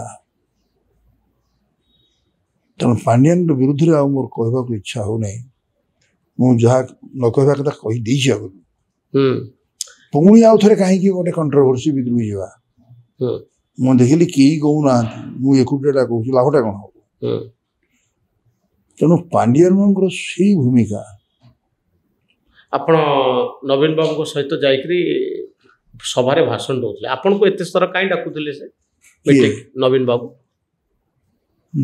କାହିଁକି ଡାକୁଥିଲେ ମୁଁ ତ ଯାଇଛି ମୂଳରୁ ଚାଲି ଶେଷ ପର୍ଯ୍ୟନ୍ତ ଚାଲିଥିଲି ଆଉ କ'ଣ ଯେତେବେଳେ ବିଦାୟ ନେଇକି ସିନା ଆଉ ଡାକିଲେନି ବା ଡାକିବା ସମ୍ଭାବନା ନାହିଁ କି ଡାକିବା ଉଚିତ ବି ନୁହଁ କିନ୍ତୁ ସେତେବେଳେ ମୁଁ ଯୁଆଡ଼େ ଯାଇଛୁ ସାଙ୍ଗ ହେଇକି ଯାଇଛୁ ସମସ୍ତେ ଦେଖିଛନ୍ତି ଆଖିରେ ଜାଣିଛନ୍ତି ଏ କଥାଟା ନୂଆ କଥା କିଛି ନାହିଁ ଏବଂ ଯିବା ଫଳରେ ସିଏ ଓଡ଼ିଆ ଜାଣିନଥିଲେ ମୁଁ ନିଜେ ଓଡ଼ିଆରେ କହେ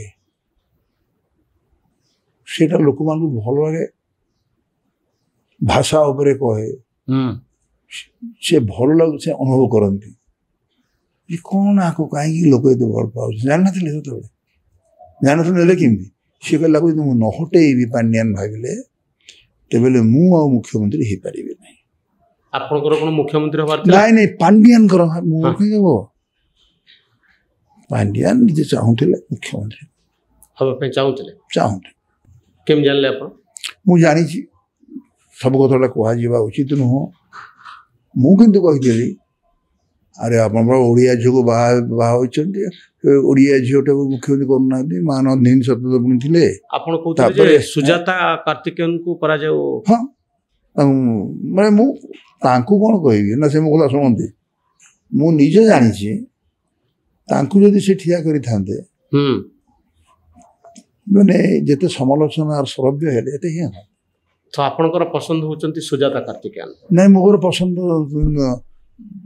मोटे नहीं मोरे राजनीति करथला बेले से तो मो से तो राजनीति कहउचंती मु तो कहबी ना पांड्यान आ सुजाता कार्तिकेयन ए दी जन को भितर आपण कहउतले जदी केंद्रापड़ार झियो सुजाता कार्तिकेयन को हां प्रोजेक्ट करा जाए तले भलो असुदरा ए प्रस्ताव आपण पार्टी भितर केबे देइतले नहीं देनी काई मु काई बिचो मु काई देबी मु कहूची मोर भावनाटा जेहेतु तांकर सी अल्प दूर रे थिले माने मोरते जो दिया जाए था रूम योजना बोर्ड रो तार दीटा तीन खंडे रूम पर से थिले के सुजाता कार्तिकेयन हां तांको भी दिया था थिले जो डिपार्टमेंट थोड़ी थोड़ा भेटी जी कथा में ही जो एवं ये जो भोट रो भीतर जो सु विवाद भीतर मु पसिनी ये पाऊ सी न पाऊ एसु नथला सी बिजू पटनायक समय रे थिला से बिजू बाबू सुजाता कार्तिकेयन को से आपनकर कथा वार्ता हुए हां कथा होता है निश्चित कथा वार्ता हुए राजनीति विषय कथा होते नहीं राजनीति विषय पांड्यान को सहित कथा होते हाँ राजनीति सहित कथा हुए एटा कर दियंतु सेटा करंतु जो विश्वविद्यालय सब मु सबुडा को खराब माने नेगेटिव कह उचित न मु तांका द्वारा भी किसी काम करी किसी विश्वविद्यालय करिवा से साहाय्य करछंती आ अनुष्ठान मान सब किसी करछंती किंतु मु दुखित मो भलिया तुम काटिकी जहाँ आनिल कौ देश कौन तुम जान त्याग और निष्ठा यहीटा मोर दुख और किसी ना हठात तुम आसो एवं आसवा पुणी आउ थे कि कब्जा कर कौन जाने कि ए नवीन पट्टनायक तो से खूब बढ़िया माने मुझा देखी आखिरे चलबार टी असुविधा होता किसी दिन पर मु देखिली कौन मंत्र दल कौन तांको सी तुम्हें करैल पांड्यान तुम्हें जानिच सी तो तुम्हें विदा नेला पर तो चमत्कार चालुछंती चमत्कार कथा कहउछंती यह कौन मिथ्या अटे हाँ किए गोटा करा सब प्रश्न प्रश्नटा करनी तेणु यही सब दृष्टि तो आपनकर अभिज्ञता कौन शिखेला आपनको बीजेडी रे एते वर्ष रहिबा 5 थर सांसद बनिबा पुणी टिकेट न पाइबा आपन धोखा पाइला भली लागिबा आपन कहउछन एटा गुटे पॉलिटिकल मर्डर हे गला तो अरे वो मागणा जीति आसुले पैसा टे खर्च करिनी इलेक्शन समय रे तमें कौन लोक मिले तुमको तुम गोटे सीटा कहीं हरैल मु भुवनेश्वर ठिया आउे जीता पूर्व मो गाँ जगन्नाथ सारा विश्व में बुली बुली ए प्रचार करुँची तेणु से भी जीतवार मु जानी जीत बाहर तो मुझे भी थे हाँ प्रतिद्वंदिता करते मत लगुच थोड़े कहीं दुई थर ना दुई थर कर मोर मन पड़े थे मुझे गोटे प्रश्न पचारि जे सौम्य बाबू सहित आप केमती लड़े आपण पाखे से रिसोर्सेस आ स्ट्रेंथ अच्छी कि ना आपड़ कहते मु मो चेला मानू कहीदे माने कर्मी मानू कहीदे सौम्य बाबू जिते सब पोस्टर अच्छी चिर दियो आम तो पारानी चिर दियो पोस्टर गुड़ाक आम सामान हो ସତରେ ଆପଣ ଏମିତି କହନ୍ତି ଲୋକ? ଚିରି ଦେବାଟା କହିନି। ହଁ, ଆମେ ତ ସେତେ ପୋଷ୍ଟର ଲଗେଇ ପାରିବନି, ତାଙ୍କ ପୋଷ୍ଟର ଗୁଡା ଚିରି ଯେମିତିକା ବିଜୁ ମତେ କହିଲେ ହଉ ପାକେଟରେ ପଇସା ନାହିଁ ରାନ୍ତି କରୁଛ, ଆଚ୍ଛା କିଛି କରିପାରିଲନି? ମୁଁ କହିଲି ନାଇଁ କଣଟା କରିବି ନା ଏଇ ପୋଷ୍ଟର ବ୍ୟାନର ସବୁ କୋଉଠୁ ଆସିବ, ପଇସା କୋଉଠୁ ଚିନ୍ତା କରିଛ? ମୁଁ କହିଲି ଆଜ୍ଞା କରିଦେଇଛି ନା କଣ ନା ହାତ ଚିହ୍ନରେ ମୋହର ଦେଇ ପ୍ରସନ୍ନ ପାଟ୍ଟଶାଣୀ ଜିତାନ୍ତୁ, ସେତେବେଳେ କଂଗ୍ରେସ ସେଟା ଅଛି। ମୁଁ କଣ କଲି, ମୋ କର୍ମୀ ଭାଇ ମାନଙ୍କୁ କହିଲି, ସେତେବେଳେ କର୍ମୀ ମାନେ ଗୋଟେ ଅନେଷ୍ଟ ଥିଲେ। ବହୁତ ମାନେ ସେ ଲୋକ ଗୁଡ଼ା ଆଉ ନାହାନ୍ତି, ସେମିତି ମିଳିବେନି। ମୁଁ କହିଲି ତମେ ଗୋଟେ କାମ କର, ଚକ୍ ଖଡ଼ି ନେଇଯିବ, ସେଇ ହାତ ଚିହ୍ନରେ ଯୋଉ ଲେଖା ହେଇନି ସେଟା ଦୀର୍ଘିକାଟି ଟାଣିଦବ। ହାତୀ ଚିହ୍ନରେ ହାତୀ ହେଇଗଲା, ମୋ ଚିହ୍ନ ହାତୀ ମିଳିଥିଲା, ହାତକୁ ହାତୀ କରିଦିଅ, ହାତୀ କରିଦେବି। ଏବଂ ମୋ ପାଖେ ପଇସା ଥିଲା, ମୁଁ ସଙ୍ଗେ ସଙ୍ଗେ ପହଞ୍ଚିଲି ଶରଦ ଦେବଙ୍କ ପାଖରେ, ମତେ ବହୁତ ଭଲ ପାଆନ୍ତି, ରାଜା ଆଳି ରାଜା। ସିଏ ବି ସବୁ ବିଜୁ ଅତି କ୍ଲୋଜ ମନ୍ତ୍ରୀ ଥିଲେ, କଣ ନଥିଲେ, ସିଏ ବିରୋଧୀ ଦଳ ନେତା ବି ଥିଲେ। ସିଏ ମୁଁ ତାହା ପହଞ୍ଚିଗଲି, କୁଆଡ଼େ ରହିବ? ମୁଁ ରାଜା ସାହେବ ମୁଁ ହାତୀ ଦିଟା ନେବାକୁ ଆସିଛି। କଣ ପାଇଁ? ଓ ତମର ହାତୀ ଚିହ୍ନ, ଆଚ୍ଛା ତାଙ୍କର ହାତୀ ଥିଲା? ଚିହ୍ନ ଆମର ହାତୀ ନଥିଲା କି? ତାଙ୍କର ହାତୀ ଥିଲା, ତାଙ୍କ ପାଇଁ ହାତୀ, ତାଙ୍କ ଉଆସରେ ହାତୀ ଆଗରୁ ଥିଲା। ତ ଆପଣ ହାତୀ ଦିଟା ନେଇ ଆସିଲେ? ସିଏ ଦେଲେ ମତେ। ଆପଣ ଖୋର୍ଦ୍ଧା ନେଇ ଆସିଲେ ହାତୀ? ହଁ, ଖୋର୍ଦ୍ଧା। ଏବଂ ଖୋର୍ଦ୍ଧାରେ ହାତୀ ଉପରେ ବସି ପ୍ରଚାର କଲେ? ହାତୀ ଉପରେ ବସି ପ୍ରଚାର କରିନି, କଣ କଲି, ଦିଟି ମାହୁନ୍ତ ଆସିଥିଲେ ସାଥିରେ, ତାଙ୍କୁ ସିଏ ଟ୍ରେନିଂ ଦେଇଥିଲେ। ମୁଁ ବି କହିଲି ଯେ ମୁଁ ଟିକେ ତମେ ଯାହରେ ପୁରୀ କିଛି କାଚ କିଛି ସିନ୍ଦୁର ମଧ୍ୟ ଆଣିବ ଠାକୁରଙ୍କର, ଏବଂ ଗାଁ ଗହଳିରେ ହାତୀ ବୁଲିବେ, ମାହୁନ୍ତ ଟିକେ ଲଗେଇ ଦେଉଥିବ ମା ମାନଙ୍କର, ଲୋ ମା ତୋ ହାତ କାଚ ବଜ୍ର ହଉ, କିନ୍ତୁ ଆମ ଗାଁ କାଚ ବଜ୍ର, ହଁ ବେଶ, ଏବଂ ମାନେ କେବେ ଆଉ ବିଧବା ହବ ନା, ସ୍ୱାମୀ ସବୁବେଳେ ବେଶ ବେଶ। ତ ଏଇ ଚିହ୍ନଟାରେ ମୋହର ମାର ବୋଲି କହିବ। ହାତୀ କହୁଛି ଯେ ମୋତେ ତମେ ଭୋଟ ଦିଅ, ମୋ ଚିହ୍ନଟା ହାତୀ ଆଉ କଣ ମାହୁନ୍ତ ପ୍ରଚାର କରିବ? ହଁ, ସେ ମାହୁନ୍ତ ମଧ୍ୟରେ ପ୍ରଚାର କରିଛି। ମାହୁନ୍ତ ହାତୀ ଏମିତି ଗାଁ। ହାତୀ ପିଠିରେ କଣ ଆପଣଙ୍କ ପୋଷ୍ଟର ନାଁ ଫାଁ ଲେଖା ହେଇଥାଏ ନା ଖାଲି ହାତୀ ବୁଲେ? ଖାଲି ହାତୀ ବୁଲେ, ପୋଷ୍ଟର ମାରିବା ଦରକାର। ହାତୀ ଗଲା ମାନେ ପ୍ରସନ୍ନ ପାଟ୍ଟଶାଣୀ ଯାଉଛନ୍ତି, ବାସ୍ ନିଶ୍ଚୟ, ସନ୍ଦେହ ଅଛି। ସେତେବେଳେ ଆପଣ ସ୍ୱାଧୀନ ଥିଲେ? ସ୍ୱାଧୀନ ଚିହ୍ନରେ ତ ଚିହ୍ନ ହାତୀଟା ମିଳିଲା ଆଉ। ହାତୀ ଆପଣଙ୍କ ପାଇଁ ପ୍ରଚାର କଲା? ହଁ, କରିଛି। ବହୁତ ଇଣ୍ଟରେଷ୍ଟିଂ ଷ୍ଟାଇଲ। ଆଉ କେମିତି ପ୍ରଚାର କରନ୍ତି ଆପଣ? ଏଇ ପ୍ରଚାରଟା ମାଗଣା ମାଗଣା ହୁଏ। ଇନ୍ଦିରା ଗାନ୍ଧୀ ମରିଥିଲେ ତାର ଅଳ୍ପ ଦିନ ପୂର୍ବରୁ, ହାୱା ପ୍ରଚଣ୍ଡ। ତା ସତ୍ତ୍ୱେ ପ୍ରସନ୍ନ ପାଟ୍ଟଶାଣୀ ଏଇ ସବୁ ନୂଆ ନୂଆ ପ୍ରାକ୍ଟିସ୍ କରିକି ଜିତିଛି ସେତେବେଳେ। ଆଉ କଣ ପ୍ରାକ୍ଟିସ୍ ସବୁ କରିଛନ୍ତି? ଆଉ ପ୍ରାକ୍ଟିସ୍ ବେଳେ କର୍ମୀ ମାନଙ୍କୁ ପଇସା ଦିଅନ୍ତି? ନାଇଁ ନାଇଁ, କର୍ମୀ ଦେଇନି, କାହିଁକି ମିଛ କହିବି, କର୍ମୀ ଦେଇ ସେ ଯେତେବେଳେ କର୍ମୀ ଜିତି ଥିଲେ, ମାନେ ସେମାନେ ଗୋଟେ ଲାଳାୟିତ ନଥିଲେ ପଇସା ପାଇଁ, ଗୋଟେ ଲଢ଼େଇ ହବ ଲଢ଼େଇ। ଆପଣ ଇଲେକ୍ସନରେ କେତେ ପଇସା ଖର୍ଚ୍ଚ? ଇତିହାସଟା ରହିଛି। ଇଲେକ୍ସନରେ କେତେ ପଇସା ଖର୍ଚ୍ଚ କରନ୍ତି ସେତେବେଳେ?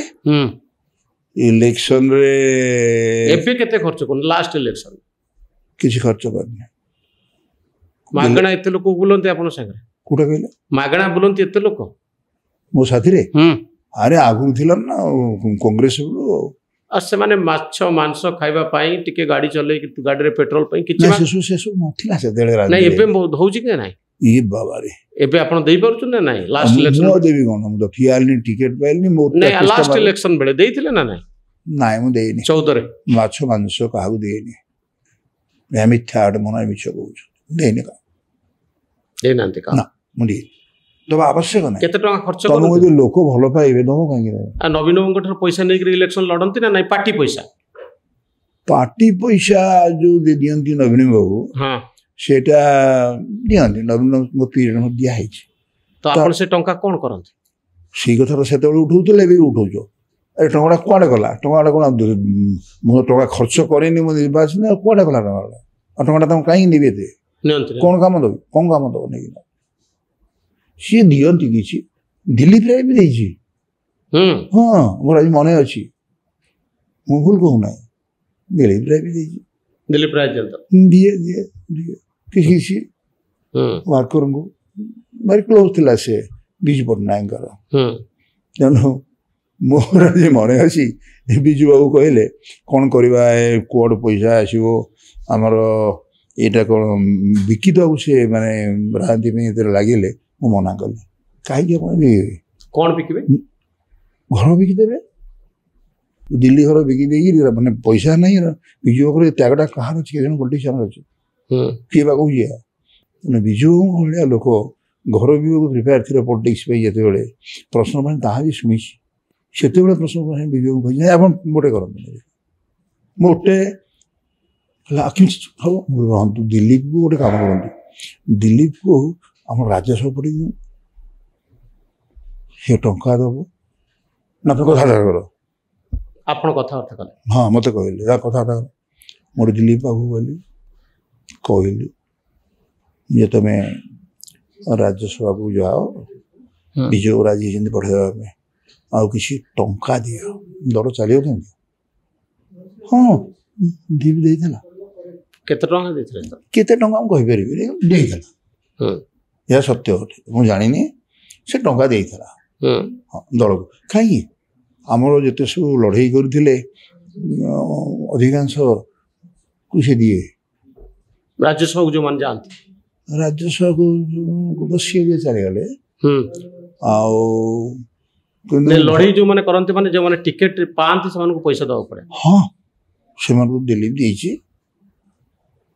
ପ୍ରକୃତରେ ନବୀନ ବାବୁଙ୍କ ସମୟରେ ସେଇଟା ଥିଲା ନା କେମିତି ଥିଲା ସେଇଟା ଥିଲା ବିଜୁ ବାବୁଙ୍କ ସମୟରେ ବିଜୁଙ୍କ ସମୟ ନବୀନ ବାବୁଙ୍କ ସମୟରେ ତ ଲାଗିଲା ଖାଲି ଅନ୍ତର୍ଦ୍ୱନ୍ଦ୍ୱଙ୍କର ଦିଲ୍ଲୀ ବିରୁଦ୍ଧରେ ଲଗେଇଲେ ଆଉ ପ୍ୟାରୀ ବାବୁଙ୍କର ମୋର ଯେମିତି ପଡ଼ିଲାନି ତାଙ୍କର ସେମିତି ପଡ଼ିଲାନି ପ୍ୟାରୀ ବାବୁଟା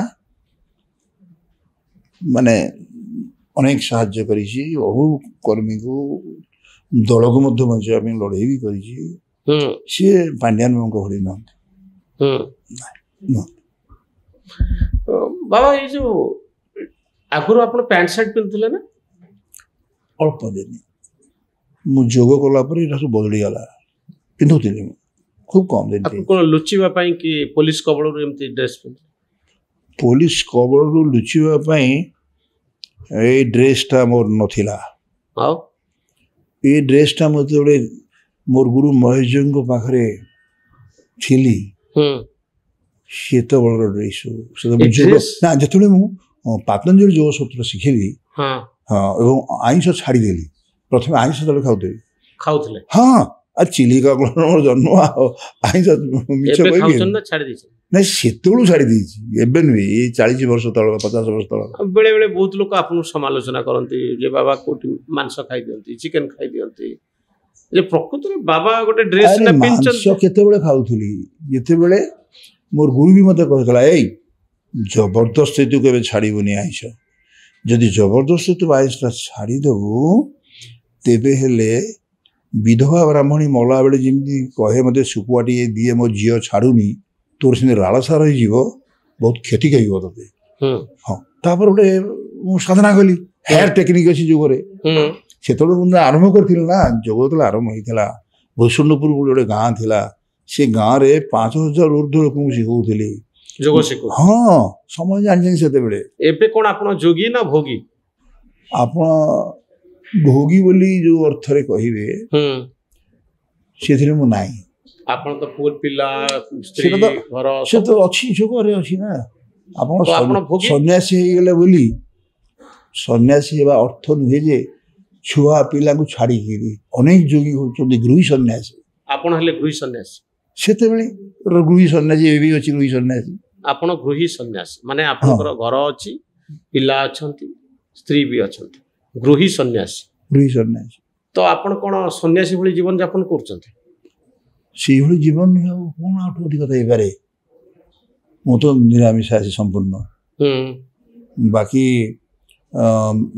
ଧ୍ୟାନ ପ୍ରାଣାୟାମ ଏବେ ବି ମୋର ଚାଲିଛି ଯେତେବେଳେ ସନ୍ନ୍ୟାସୀ ମାନେ ତ୍ୟାଗୀ ତ୍ୟାଗ ୟାଠୁ କ'ଣ ତ୍ୟାଗଟା ଅଛି ଅଧିକ ତ ଆପଣଙ୍କ ମୁଣ୍ଡ ଭିତରେ ତ ଟିକେଟ କଥାଟା ଅଛି ତାହେଲେ ଆପଣ ତ୍ୟାଗୀ କେମିତି ଓ ଆପଣ ସେଇ ଆଡ଼କୁ ନେଉଛନ୍ତି ଟିକେଟ ଆଡ଼କୁ ଟିକେଟ୍ ଆଡ଼କୁ ମୁଁ ଯାହା କହିଲି ତାହା ହିଁ ହେଉଛି ଖୁବ୍ ଚୁମ୍ବକରେ କହିଦେଉଛି ଆପଣ ଯଦି ଲଢ଼େଇ କରିବେ ବିନା ଟିକେଟ୍ରେ କେମିତି ଲଢ଼େଇ କରିବେ କାହିଁ ସେ ଦଳରେ ଦିନ ରହିଲେ କାହିଁ ସେ ଦଳ ପାଇଁ ଏତେ ପରିଶ୍ରମ କଲେ କାହିଁ ଏତେ କର୍ତ୍ତବ୍ୟ କଲେ ସେଇ ଅର୍ଥରେ ପ୍ରଶ୍ନ ମୁଁ କହୁଛି ସନ୍ନ୍ୟାସୀ ମାନେ ତ୍ୟାଗୀ ତାଙ୍କ ଭିତରେ କୌଣସି ମୋହ ନଥାଏ ସେମାନେ ଆଟାଚ୍ ନୁହନ୍ତି ସେମାନେ ନିର୍ବିକାର ତ ରାଜନୀତି କରୁଥିବା ଜଣେ ବ୍ୟକ୍ତି କେମିତି ସନ୍ନ୍ୟାସୀ ହେଇପାରିବ ଏବେ ଦେଖୁନାହାନ୍ତି ଅନେକ ସାଧୁ ସନ୍ଥ ମଧ୍ୟ ରାଜନୀତି କରିକି କିଛି ନେଇ ଭାରତ ବର୍ଷରେ ନା ହେଇପାରନ୍ତି କିନ୍ତୁ ସାଧୁର ଲକ୍ଷଣ ତ ଭିନ୍ନ ଭାରତ ବର୍ଷରେ ରାଜନୈତିକ ନେତାମାନେ ଏଇ ଦେଶକୁ ରକ୍ଷା କରୁନାହାନ୍ତି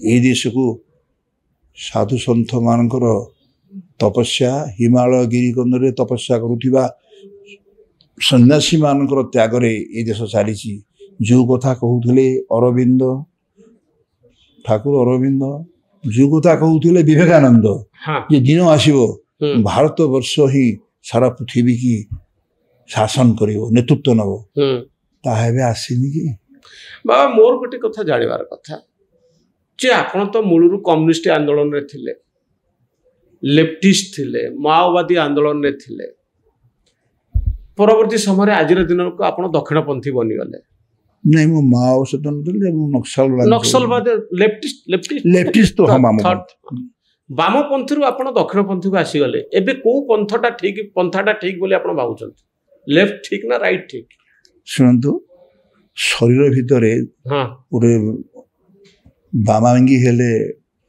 ନାରୀ ମାନେ ମା ମାନେ ବାମାଙ୍ଗୀ କୁହାଯାଏ ବାମ ଏବଂ ଦକ୍ଷିଣ ଗୋଟେ ଶରୀରର ବାମ ପାଦ ଅଛି ଦକ୍ଷିଣ ପାଦ ଅଛି ତେଣୁ ଲେଫ୍ଟ ଆଣ୍ଡ ରାଇଟ୍ ଆପଣ ମାର୍ଚିଂ କରୁଛନ୍ତି ଲେଫ୍ଟ ଆଣ୍ଡ ରାଇଟ୍ ତେଣୁ ବାମଟା କେମିତି ଖରାପ ହବ ଦକ୍ଷିଣଟା କେମିତି ଖରାପ ହବ ଗୋଟେ ଅଙ୍ଗ ନାହିଁ ମାନେ ଶରୀର ନାହିଁ ଠିକ ଦକ୍ଷିଣ ଠିକ ନିଶ୍ଚିତ ବାମ ଆପଣ ତ ଗୋଟେ ବାଟରେ ଯିବେ ନା ଲେଫ୍ଟିଷ୍ଟ ହେବେ ନହେଲେ ରାଇଟିଷ୍ଟ ହେବେ ଲେଫ୍ଟିଷ୍ଟ ଥିଲେ ଲେଫ୍ଟିଷ୍ଟରେ ବହୁତ ଦିନ କାମ କଲି ୱାରେଣ୍ଟ ହେଇଗଲା ମାରି ଦେଇଥାନ୍ତେ ମତେ ମୁଁ ଜନ୍ମ ଜୀବନ ବିବାହ କରିଛି ଏଇଟା ରେକର୍ଡରେ ଅଛି ଠିକ ଅଛି ହଁ ତା ମାନେ କଣ ଆପଣ ସେ ଲେଫ୍ଟିଷ୍ଟ ଥଟରେ ଆଉ ବିଶ୍ୱାସ କଲେନି ତାପରେ କିଏ କହିଲା ବିଶ୍ୱାସ କରିବି ଏବେ ବି ବିଶ୍ୱାସ କରୁଛି କଥା ହଉଛି ସେ ସମୟର କଥା ସେ ଯୋଉ ସମୟକୁ ନେଇକି ତମେ ରାଜନୀତି କରୁଛ ଏବେ ଏ ସମୟରେ ହଉଛି ଦକ୍ଷିଣପନ୍ଥୀ ଚିନ୍ତାଧାରା ଦକ୍ଷିଣପନ୍ଥୀ ଏବେ ସାଧୁ ସନ୍ନ୍ୟାସୀ ଏବେ ତ ବର୍ତ୍ତମାନ ସାଧୁ ସନ୍ଥ ମାନେ ସମସ୍ତେ ଏଇ ଦଳରେ ଏବଂ ସେମାନେ ମଧ୍ୟ ଦକ୍ଷିଣପନ୍ଥୀ ଏଇ ଅର୍ଥରେ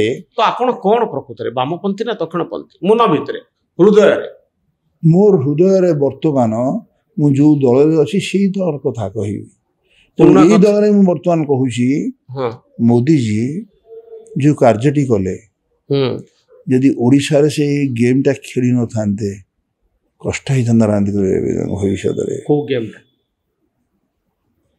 ଏଥର ଯୋଉ ଗୋଟି ଚଲେଇଲେ ନିଜେ ଆସିକି ଏବଂ ଗୋଟେ ଆଦିବାସୀ ନେତାଟାକୁ ପୁଣି ସେ କଲେ ମୁଖ୍ୟମନ୍ତ୍ରୀ ଭଲ ଲୋକଟିଏ ବୁଲୁଛନ୍ତି ସଭା ସିଧା ସିମ୍ପଲ ତେଣୁ ତାଙ୍କର ଓଡ଼ିଶାଟା ଏବେ ବର୍ତ୍ତମାନ କର୍ମଭୂମି ହେଇଯାଇଛି ଏତେ ଥର କେଉଁ ନେତା ଆସୁଥିଲେ କି ଯେତେ ମୋଦି ଆସୁଛନ୍ତି ଏବଂ ଓଡ଼ିଆ ପାଇଁ ଯେଉଁ ସବୁ ସଂଗ୍ରାମ ଚାଲିଛି ସେ ସଂଗ୍ରାମଟାକୁ ଯଦି ଆପଣ ଟିକେ ନିରପେକ୍ଷ ଭାବରେ ଦେଖିବେ ସେ ଠିକ ଭାବରେ ଦଳ ଚଳେଇଛନ୍ତି ବେଶୀ ଦିନ ହେଇନାହିଁ କ'ଣ ଓଭରନାଇଟ୍ ବିଜେପିରେ ଆପଣଙ୍କର ଅଭିଜ୍ଞତା କ'ଣ ମୋର ଭଲ ଅଭିଜ୍ଞତା ବିଜେପିରେ ଯଦି ନବୀନ ବାବୁ ଆପଣଙ୍କୁ ଟିକେଟ୍ ଦେଲେ ନାହିଁ ବିଜେପି ଆପଣଙ୍କୁ ଟିକେଟ୍ ଦେବା କଥା ରାଜ୍ୟସଭାକୁ ପଠାଇବା କଥା ସେଟା ମୁଁ କେମିତି କହିବି ଆପଣ ଯେଉଁ କାରଣରୁ ରାଗିଥିଲେ ବର୍ତ୍ତମାନ ସମୟ ଆସିଛି ଯେ ଯେଉଁ କାମ ନବୀନ ବାବୁ କଲେନି ଭାରତୀୟ ଜନତା ପାର୍ଟି ଆପଣଙ୍କୁ ନ୍ୟାୟ ଦେବ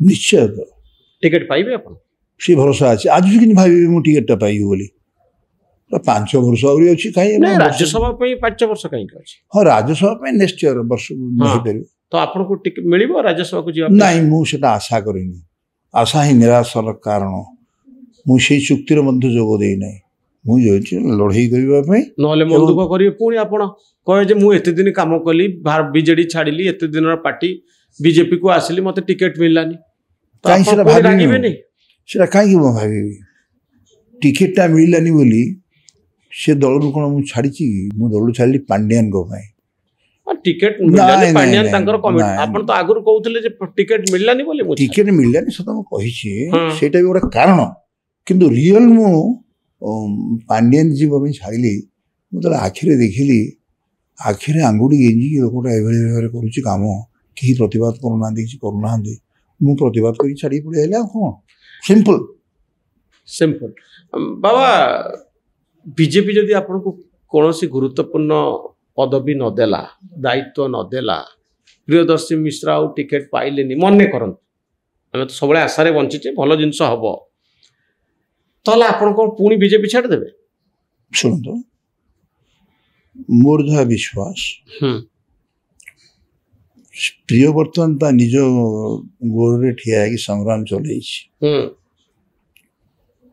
ତେଣୁ ଆଜିରୁ କେମିତି କହିହେବ ଗଲା ମୁଁ ସେମିତି ଗୋଟେ ଦଳକୁ ଆସିଛି ବୋଲି ହଠାତ୍ କହିଦେବି ଡିମାଣ୍ଡ କରିବି ମୋତେ ୟା ଦିଆଯାଉ ମୁଁ ଏଥିରେ ବିଶ୍ୱାସ କରେ ना जदि न मिलला किछि କିଛି ନ ମିଳିଲେ ନାହିଁ ସେ ତଳର ଅବସ୍ଥା ଦେଖିକି ରାଜନୀତି କରିବେ ना बेले बेले भाबନ୍ତି समयକୁ कि जे आपण राज्यपाल हवा पई योग्य ନାଇଁ ମୁଁ ସେସବୁ କେବେ ଭାବି ନାହିଁ କି मोदी ଚିନ୍ତା जी କରିନି। सहित आपनकर संपर्क अछि बहुत दिन पार्लियामेंट रे आपण थिले ହଁ ଥିଲେ ସେ ସମ୍ପର୍କ ରହିଛି ଏବେ ବି ରହିଛି ना बेले बेले भाबନ୍ତି कि जे आपण राज्यसभा हुअन्तु बा राज्यपाल हे जिवा उचित बोली ମୁଁ ସେଟା ଭାବି ନାହିଁ ଗୋଟେ ଭାବି ନାହିଁ ମୋତେ ଭାରି ଭଲ ଲାଗେ ଧରାଯାଉ ଆପଣଙ୍କର ଯେମିତି ମୁଖ୍ୟମନ୍ତ୍ରୀଟି ଅତି ସରଳ ଏବଂ ଏବେ ବି ମଧ୍ୟ ଦିନ ରାତି କାମ କରୁଛନ୍ତି ମୋତେ ବି ସେମିତି ଭଲ ଲାଗେ ଆପଣ ଧର୍ମେନ୍ଦ୍ର କାହିଁକି ଭଲ ଲାଗେ ଗୋଟେ ଏଜୁକେସନ୍ ପାଇଁ ଶିକ୍ଷା ବ୍ୟବସ୍ଥା ଉପରେ ମୋଦିଜୀକି ମୁଁ କୃତଜ୍ଞତା ଜଣାଇବି ଏ ଲୋକଟି ଯୋଗ୍ୟ ଲୋକଟି ଦେଇଛନ୍ତି ସେ ଯେଉଁଭଳି ଭାବରେ ବକ୍ତବ୍ୟ ପ୍ରଦାନ କରିଛନ୍ତି ଆପଣ ଦେଖନ୍ତୁ ରେକର୍ଡ ଦେଖନ୍ତୁ ତେଣୁ କିଛି କିଛି ଲୋକ ଓଡ଼ିଆ ସେମାନେ ସବୁ ପ୍ରତିଭା ଲୁଚି ରହିଥିଲେ ତାକୁ ଆଲୋକକୁ ଆଣିବାରେ ନେତାମାନଙ୍କର ଅଦ୍ୱିତୀୟ ଭୂମିକା ପାଇଁ ସେମାନେ ନମସ୍ୟ ଠିକ ଅଛି ଆପଣ ଚେଷ୍ଟା କରୁଛନ୍ତି ସେମିତିକା କ'ଣ କହିଲେ ଆଉ ଆପଣ ଚେଷ୍ଟା କରୁଛନ୍ତି କି ଡିଫରେଣ୍ଟ ଚ୍ୟାନେଲରେ କେମିତି ଗଭର୍ଣ୍ଣର ବନିଯିବେ ନାଇଁ ମୁଁ ସେସବୁ ଚେଷ୍ଟା ନାହିଁ ମୋର ମୁଁ ତ ଲୋକ କାମ କରୁଛି କିଛି ନାହିଁ ମୋ ପାଖରେ ମୁଁ ଯାଉଛି ଏମିତି କେଉଁ ଗାଁ ନାହିଁ ଏମିତି କେଉଁ ଜାଗା ନାହିଁ ଯୋଉଠି ଯାଇଛି ମୁଁ ଏବେ ବି କହୁଛି ବିଜେପିରେ ମିଟିଂ କୁ ଡାକୁଛନ୍ତି ଆପଣ ବଡ଼ ବଡ଼ ମିଟିଂ ବୈଠକ ବଡ଼ ବଡ଼ ମିଟିଂ ଡାକି ନାହାନ୍ତି କିନ୍ତୁ ବିଜେପି ମାନେ ଡାକୁଛନ୍ତି ପଚାରୁଛନ୍ତି ଆମେ ଗୋଟେ ଭଲ ସଭାପତି ପ୍ରଧାନମନ୍ତ୍ରୀ ଆସିଲେ ଆପଣଙ୍କୁ ସୁଯୋଗ ମିଳୁଛି ମିଟିଂ ବୈଠକରେ ମୁଁ ଯାଇଥିଲି ପ୍ରଧାନମନ୍ତ୍ରୀ ରିସିଭ୍ କଲି ଆଉ ଏବେ ଭଲ ସଭାପତି ବୋଲି କହିଲି ମନମୋହନ ବାବୁଙ୍କୁ ଭଲ ହଁ ଭଲ ଚଳୁଛନ୍ତି ଆମେ ଭେରି ହାପି କାମଲି କେଉଁ କଣ୍ଟ୍ରୋଭର୍ସି ନାହିଁ ସେଇଭଳି ଦେଖିଲା ପରେ ମନେ ହେଉଛି ଭଲ ଲାଗୁଛି କିଛି କିଛି ନୋଡ଼ା ଆସିଥିଲେ ନୋଡ଼ାଙ୍କର ସହିତ ମୋର ବନ୍ଧୁତ୍ୱ ପୁରୁଣା ସମ୍ପର୍କ କେତେ ଭଲ ଲୋକ ସେ ମିଶିଲେ ଜାଣିବେ ଆରି ଭିତରେ ବିଜେଡି କଥା ମନେ ପଡୁଛି ନା ନାଇଁ ନବୀନ ବାବୁଙ୍କ କଥା ପୁରୁଣା ଦିନର କଥା ବର୍ଷ ବର୍ଷ ଧରି ଯୋଉଠି ଆପଣ ସମୟ କଟେଇଛନ୍ତି ରାତିରେ ଯାଇ ତାଙ୍କ ପାଇଁ ଅଧିକାଂଶ ଦିନ ପ୍ରଚାର କରି ଆପଣ ଘରେ ସେ ଛାଡିକିରି ଆସୁଛନ୍ତି ସତ ଆଉ ଆପଣଙ୍କୁ ସେ କହିଥିଲେ ଯେ ଆମେ କେହି କାହାକୁ ବିଟ୍ରେ କରିବାନି ନା କହିଥିଲେ ନା ନାଇଁ ହଁ ନିଶ୍ଚୟ କ'ଣ କହିଥିଲେ କହିଥିଲି ବିଶ୍ୱାସଘାତକତା ମୋର ଜାତକରେ ନାହିଁ ମୁଁ କାହାକୁ କରିନାହିଁ ଯିଏ ମୋତେ ବିଶ୍ୱାସ ଆପଣ ଜଗନ୍ନାଥଙ୍କ ଆଡକୁ ହାତ ବଢେଇ କହିଥିଲେ ଯେ ମୁଁ ଧୋକା ଦେବିନି ମୁଁ ଦେଇନି ତାଙ୍କୁ ଧୋକା ହାତ ବଢେଇଥିଲେ ନା ନାଇଁ ଜଗନ୍ନାଥ ଓ ସିଓର କହିଥିଲି ହାତ ବଢେଇ ଏବେ ବି ଅଛି ଏବେ ମୋତେ ପଚାରିଲେ ଆମେ କିଛି ସାମ୍ବାଦିକ ବନ୍ଧୁ ମୋର ପଚାରିଲେ ଆରେ ଆପଣ କ'ଣ ଆମେ ଶୁଣୁଛୁ ଜଗନ୍ନାଥଙ୍କ ସହିତ ମୋତେ କଥାବାର୍ତ୍ତା ହୁଅନ୍ତି ଆପଣ କଥା କୁହନ୍ତି ମୁଁ ସେଇମାନେ ଯେଉଁମାନେ ପଚାରିଲେ ତାଙ୍କୁ ଉତ୍ତର ଦେବି ମୁଁ ତମେ ଦେଖିଛ ନା ଯେଉଁମାନେ କହୁଛନ୍ତି ସେମାନେ ଦେଖିଛନ୍ତି ତେଣୁ କାହିଁ ହେଇପାରିବନି କଥାବାର୍ତ୍ତା ଏବଂ ଜଗନ୍ନାଥ କ'ଣ ଆପଣ କହିଲେ ମୁଁ ଶୀଘ୍ର ପାଣ୍ଡିଆନଟାକୁ ନେଇଯାଆନ୍ତୁ ଯୁଆଡ଼େ ସିଏ ବଡ଼ ହଉ ଯୁଆଡ଼େ ନେଇଯାଆନ୍ତୁ ଏଇ ଦଳରେ ରଖନ୍ତୁ ନାହିଁ ଆରେ ଦିଦି ହଁ ମୁଁ ନିଜେ ପ୍ରାର୍ଥନା କରି ଜଗନ୍ନାଥ କ'ଣ ପ୍ରାର୍ଥନା କଲେ ମୁଁ କହିଲି ପାଣ୍ଡିଆନକୁ ଜଲ୍ଦି ନେଇଯାଆନ୍ତୁ ଏଠୁ ଓଡ଼ିଶାରୁ ଉଚ୍ଚକୁ ନେଇଯାଆନ୍ତୁ ଆହୁରି ମୋର ଆପତ୍ତି ନାହିଁ କିନ୍ତୁ ବିଜେଡି ରଖନ୍ତୁ ଓଡ଼ିଶାରେ ରଖନ୍ତୁ ନାହିଁ ବିଜେପିଟାକୁ ଧ୍ୱଂସ କରନ୍ତୁ ନାହିଁ ଯେଉଁ ଦଳକୁ ଗଢ଼ିବାରେ ମୋର ପ୍ରମୁଖ ଭୂମିକା ଥିଲା ଆପଣ ଜଗନ୍ନାଥଙ୍କ ସହିତ କଥା ହଉଛନ୍ତି ଏ ବିଷୟରେ ମାନେ ପ୍ରେୟାର ମୁଁ କହିଲି ପ୍ରେୟାର ମୁଁ କହିଲି ଜଗନ୍ନାଥଙ୍କ ସହିତ କଥା କେମିତି ହୁଅନ୍ତି ଆପଣ କଥା କ'ଣ ମୁଁ ହୁଏ ଆପଣ ବି କଥା ହେଇପାରିବେ ତା ନିର୍ଭର କରୁଛି ଆପଣଙ୍କର ଧ୍ୟାନ ଉପରେ। ଆପଣ କ'ଣ ଧ୍ୟାନ କରନ୍ତି? ହଁ 2 ଘଣ୍ଟା କରେ, ଏବେ ବି କରୁଛି। ସକାଳେ ନା ରାତିରେ? ନାଇଁ କରେ ମୁଁ ଠିକ୍ 4ଟାରୁ 6ଟା। ଲୋକ ବହୁତ ଥାଆନ୍ତି ଆପଣଙ୍କ ଘରେ, ସେମାନଙ୍କୁ ସେ ଡିଷ୍ଟର୍ବ ସେମାନେ ନାହିଁ। disturb- ମୋର ତ ଗୋଟିଏ ବଖରା ଘରେ ରହେ ଆଉ ହୁଁ। କରେ। ତ ଜଗନ୍ନାଥଙ୍କ ସହିତ କଥା ହୁଅନ୍ତି ଆପଣ? କହିଲି ପରା, ସେଟା ଆପଣ ଅନୁଭବ କରିପାରିବେ, ଆପଣ ହିଁ କଥା ହେଇପାରିବେ। ନିର୍ଭର କରୁଛୁ ଆପଣଙ୍କ ଉପରେ। ପ୍ରାଣାୟାମଟା ଆପଣ କୋଉ ଢଙ୍ଗରେ କରିବେ କୋଉ କୋଉ ସେଟା occasion- ଆପଣଙ୍କୁ ଜଣା ନା, ଆଉ ମୁଁ କେମିତି କହିବି? କୋଉ କୋଉ ଇସ୍ୟୁ ଉପରେ ଆପଣ ଜଗନ୍ନାଥଙ୍କୁ କ'ଣ କ'ଣ ସବୁ କହିଛନ୍ତି? କନଭରସେସନ କ'ଣ ମୁଁ ହେଇଛି? ଗୋଟେ ଉଦାହରଣ ଦେଲି। ଗୋଟେ ହଁ। ଏଇ ମୋତେ ପଚରା ଯାଇଥିଲା, ହୁଁ। ମୁଁ କହିଦେଇଥିଲି ଏତେ ସ୍ପଷ୍ଟ ଭାବରେ କେହି କହିନାହାନ୍ତି ଯାହା ମୁଁ ପାଣ୍ଡିଆନ ବାବୁଙ୍କ ବିରୁଦ୍ଧରେ କହିଲି। ହୁଁ। ଏବଂ ପାଣ୍ଡିଆନ ବାବୁ ବି କହିଥିଲେ ଗୋଟେ ସଭାରେ, ସେଇ କିଡ୍ସରେ କହୁଥିଲେ ଗୋଟେ ହୁଁ। ସଭାରେ ମୁଁ ଥିଲି, ଯେ ମୁଁ ପ୍ରସନ୍ନ ପାଟ୍ଟଶାଣୀ କ୍ଷମା ମାଗି ନେଉଛି କହିଥିଲେ। ରେକର୍ଡ ଅଛି, ଦେଖିଥିଲେ। ମୁଁ କହିବାକୁ ଦିନ ହୁଁ। ଆଉ ଏବେ ତ ମୋର ସମ୍ପର୍କ ନାହିଁ, ଆଉ କେମିତି କହିବି? ସମ୍ପର୍କ ନାହିଁ। ଆଉ ନବୀନ ନିବାସ କଥା ଆପଣଙ୍କର ମନେ ପଡୁନି? ନବୀନ ନିବାସଟା ମନେ ପଡ଼ିବ, ତାର ଇତିହାସ ଜଡ଼ିତ। କିନ୍ତୁ ଏବେ ବା ମନେ ପକେଇ ମୋର ଲାଭଟା କ'ଣ ହବ? ଥରେ ଛାଡ଼ିଦେବା ପରେ ପୁଣି ଏକମୁହାଁ ହେଇକି ବର୍ତ୍ତମାନ ମୁଁ ଚାଲିଛି ଗୋଟାଏ ଦିଗରେ, ଅନନ୍ତ ଦିଗନ୍ତ ପରିବ୍ୟାପ୍ତ, ତାରି ଭିତରେ ଚାଲିଛି। ମୁଁ ଆଉ ପଛକୁ କାହିଁକି ଫେରିବି? ଆଗକୁ ଚାଲିବ। ଆଗକୁ ଚାଲିବି, ପଛକୁ ଫେରିବିନି। ମୁଁ ସେଟା ଭାବେନି। ପଛ ହିଁ ପଛ। ପଛରେ ଟିଏ ଘଟଣା ଘଟି ଯାଇଛି, ଏତେ ଦୁର୍ଘଟଣା ଘଟି ଯାଇଛି, କ'ଣ ନ ଘଟି ଜୀବନରେ। ଏ ଲଷ୍ଟ ମାଇ ବୋଥ୍ ଦ ଆଇଜ୍, ଅନ୍ଧ ହେଇଥିଲି। ତାପରେ ବହି ଦେଖିଯିବ କ'ଣ ମାନେ ବହି ନ ଲେଖିଛି ନକ୍ସଲବାଦ ଉପରେ, କ'ଣ ବା ନ ଲେଖିଛି ବିପ୍ଳବ ଉପରେ, କ'ଣ ବା ନ ଲେଖିଛି ପ୍ରେମ ଉପରେ, ଧର୍ମ ଉପରେ, ସବୁ। କିନ୍ତୁ ମୋର ପ୍ରଚାର ହୁଏ ନା। ପ୍ରଚାର ଆପଣଙ୍କର ବହୁତ ହୁଏ। ସମସ୍ତେ ଆପଣଙ୍କ ପାଖରେ ବୁମ୍ ଧରିକି ରଖିଥାନ୍ତି, ଲଗେଇଥାନ୍ତି ଟିଭି ଚ୍ୟାନେଲ ମାନେ। ମୁଁ ସେଟା ଜାଣିନି। ତୁମକୁ ଧନ୍ୟବାଦ। ପ୍ରଚାର ଆପଣଙ୍କୁ ବହୁତ ହୁଏ ଆପଣଙ୍କର। ତ ବାବା, ଆପଣଙ୍କର ଏଇ ଯୋଉ ଏଣ୍ଟାର ଜର୍ଣ୍ଣି, ଏଇ ଯୋଉ ଯାତ୍ରା, ଆକୁ ଯଦି ଗୋଟେ କବିତାରେ ପ୍ରକାଶ କରିବା ପାଇଁ ଆପଣଙ୍କୁ କୁହାଯାଏ, ସେ କବିତାଟି କେମିତି ହେବ? ଆପଣ ତ ଆସୁ କବି, ହଠାତ୍ କବିତା ଲେଖି ଦିଅନ୍ତି। ନିଜ ଉପରେ ଯଦି କବିତା ଲେଖିବାକୁ କୁହାଯାଏ? ତୁମ ଧରଣୀରେ ସୂର୍ଯ୍ୟ ଉଏରେ, ତୁମ ଧରଣୀରେ ଫୁଟଇ ଫୁଲ, ତୁମ ଧରଣୀରେ ତଟିରି ଛୁଟିରେ ସଙ୍ଗୀତ ଗାଏ ବିହଗ କୂଳ। ଅତି ପୁରାତନ ଧରଣୀରେ ତୁମ, ନୂଆ କଥା କିଛି ନାଇଁରେ ନାଇଁ। ତୁମ ଏ ଧରଣୀ ସରଳ ସରଣୀ, ଭଲ ଆଉ ମୋତେ ଲାଗେ ନାହିଁ। ପାଣି ବିନା ଏଠି ପ୍ରାଣ ତୁଟିରେ, ମଦନ ଏଇ ଛୁଟେ ଦି କୂଳ ଛୁଇଁ। ବୃଦ୍ଧା ପାଲଟେ ଦିନୁ ଦିନ ଯୁବା, ଶିଶୁ ପରେ ଗୋଟେ ମରଣ ଛାଇ। ମାଇଲ ମାଇଲ ଫାଇଲିର ଚାଷ, କବିତା ବଜାରେ ମରୁଡ଼ି ରଡ଼ି। ଜି ବାଲୁଭରେ ଆଖି କାନ ବୁଝି, ଗଡ଼ୁଛି ସବୁରି ଜୀବନ ଗାଡ଼ି। ସବୁରି ମୁହଁରେ ଆଲି ଗୋଡ଼ ତାଲା, କଥା କହିବାକୁ ଜଣେ ତ ନାହିଁ। ତୁମ ଏ ଧରଣୀ ସରଳ ସରଣୀ, ଭଲ ଆଉ ମୋତେ ଲାଗେ ନାହିଁ। କାହିଁ ଭଲ ଲାଗୁନି ଆପଣଙ୍କୁ? ମାନେ ସତ କଥାଟା କେହି କହୁନାହାନ୍ତି। ମୁଁ ଖାଲି ଦେଖୁଛି, ଆଖିରେ ଜଳ ଜଳ ହେଇ କହିପାରୁନାହିଁ। ଅସୁବିଧା। ତେଣୁ ଆପଣ ଆଗରୁ ଭଲ ଥିଲେ ନା ଏବେ ଭଲ ଅଛନ୍ତି? ଏବେ ମୁଁ ବହୁତ ଭଲ ଅଛି। ଆଗରୁ ଭଲ ନଥିଲେ? ଥିଲି, ଭଲ ଥିଲି, କାହିଁ ନିନ୍ଦା କରିବି? ନା, ଆଗ ଅପେକ୍ଷା ଏବେ ଭଲ ଅଛନ୍ତି? ଆଗ ଅପେକ୍ଷା କଂଗ୍ରେସରେ ଥିଲାବେଳେ ମୁଁ ଖୁବ୍ ଭଲ ଥିଲି। କଂଗ୍ରେସରେ ଜାନକୀ ବାବୁର ମୋର ଏତେ ବୁଲିଛୁ, କାମ କରିଛୁ। ତେଣୁ ଏବଂ ସେ ପରିବାର ସହିତ ମୋର ସମ୍ପର୍କ ଥିଲା। ସୋନିଆ ଗାନ୍ଧୀ ମୋତେ ବ୍ୟକ୍ତିଗତ ଭାବେ ଜାଣିଛନ୍ତି, ତାଙ୍କ ପୁଅ ମଧ୍ୟ। ତାପରେ ଯେଉଁ ଦଳ ସବୁ ଆସିଲା, ସେ ଦଳର ମଧ୍ୟ ଭୂମିକା, କମ୍ୟୁନିଷ୍ଟ ପାର୍ଟିର ଭୂମିକା ମୁଁ ପ୍ରଶଂସା କରିଛି। କମ୍ୟୁନ ଯାହାର ଇଷ୍ଟ, ସେହି ଅଟେ କମ୍ୟୁନିଷ୍ଟ। ଚନ୍ଦ୍ରରେ ତାର ଫସଲ ଫଳିଛି, କାଳେ ହୋଇଯିବ ନଷ୍ଟ, ସେହି ଅଟେ କମ୍ୟୁନିଷ୍ଟ। ତ କୋଉଠି କୋଉ ପାର୍ଟିରେ କ'ଣ ଲଗାଇଛି? ତ ଆପଣ କୋଉ ପାର୍ଟିରେ ଏତେ ପାର୍ଟି ଯାଇଛନ୍ତି? କମ୍ୟୁନିଷ୍ଟ ପାର୍ଟି ଠାରୁ, କଂଗ୍ରେସ ପାର୍ଟି ଠାରୁ, ବିଜେଡି, ଜନତା ଦଳ, ବିଜେପି, ସବୁଠାରୁ କୋଉ ପାର୍ଟି ଆପଣଙ୍କ ପାଇଁ ଭଲ? ବର୍ତ୍ତମାନ ତ ସାରା ଦେଶ ପାଇଁ ଭଲ ହେଲା ବିଜେପି ପାର୍ଟି ଆପଣଙ୍କର ଅଭିଜ୍ଞତା ତା କୋଉ ପାର୍ଟି? ପ୍ରମାଣିତ ହେଇଗଲା ଏବେ ଆପଣ ଦେଖନ୍ତୁ ଏତେ ବଡ଼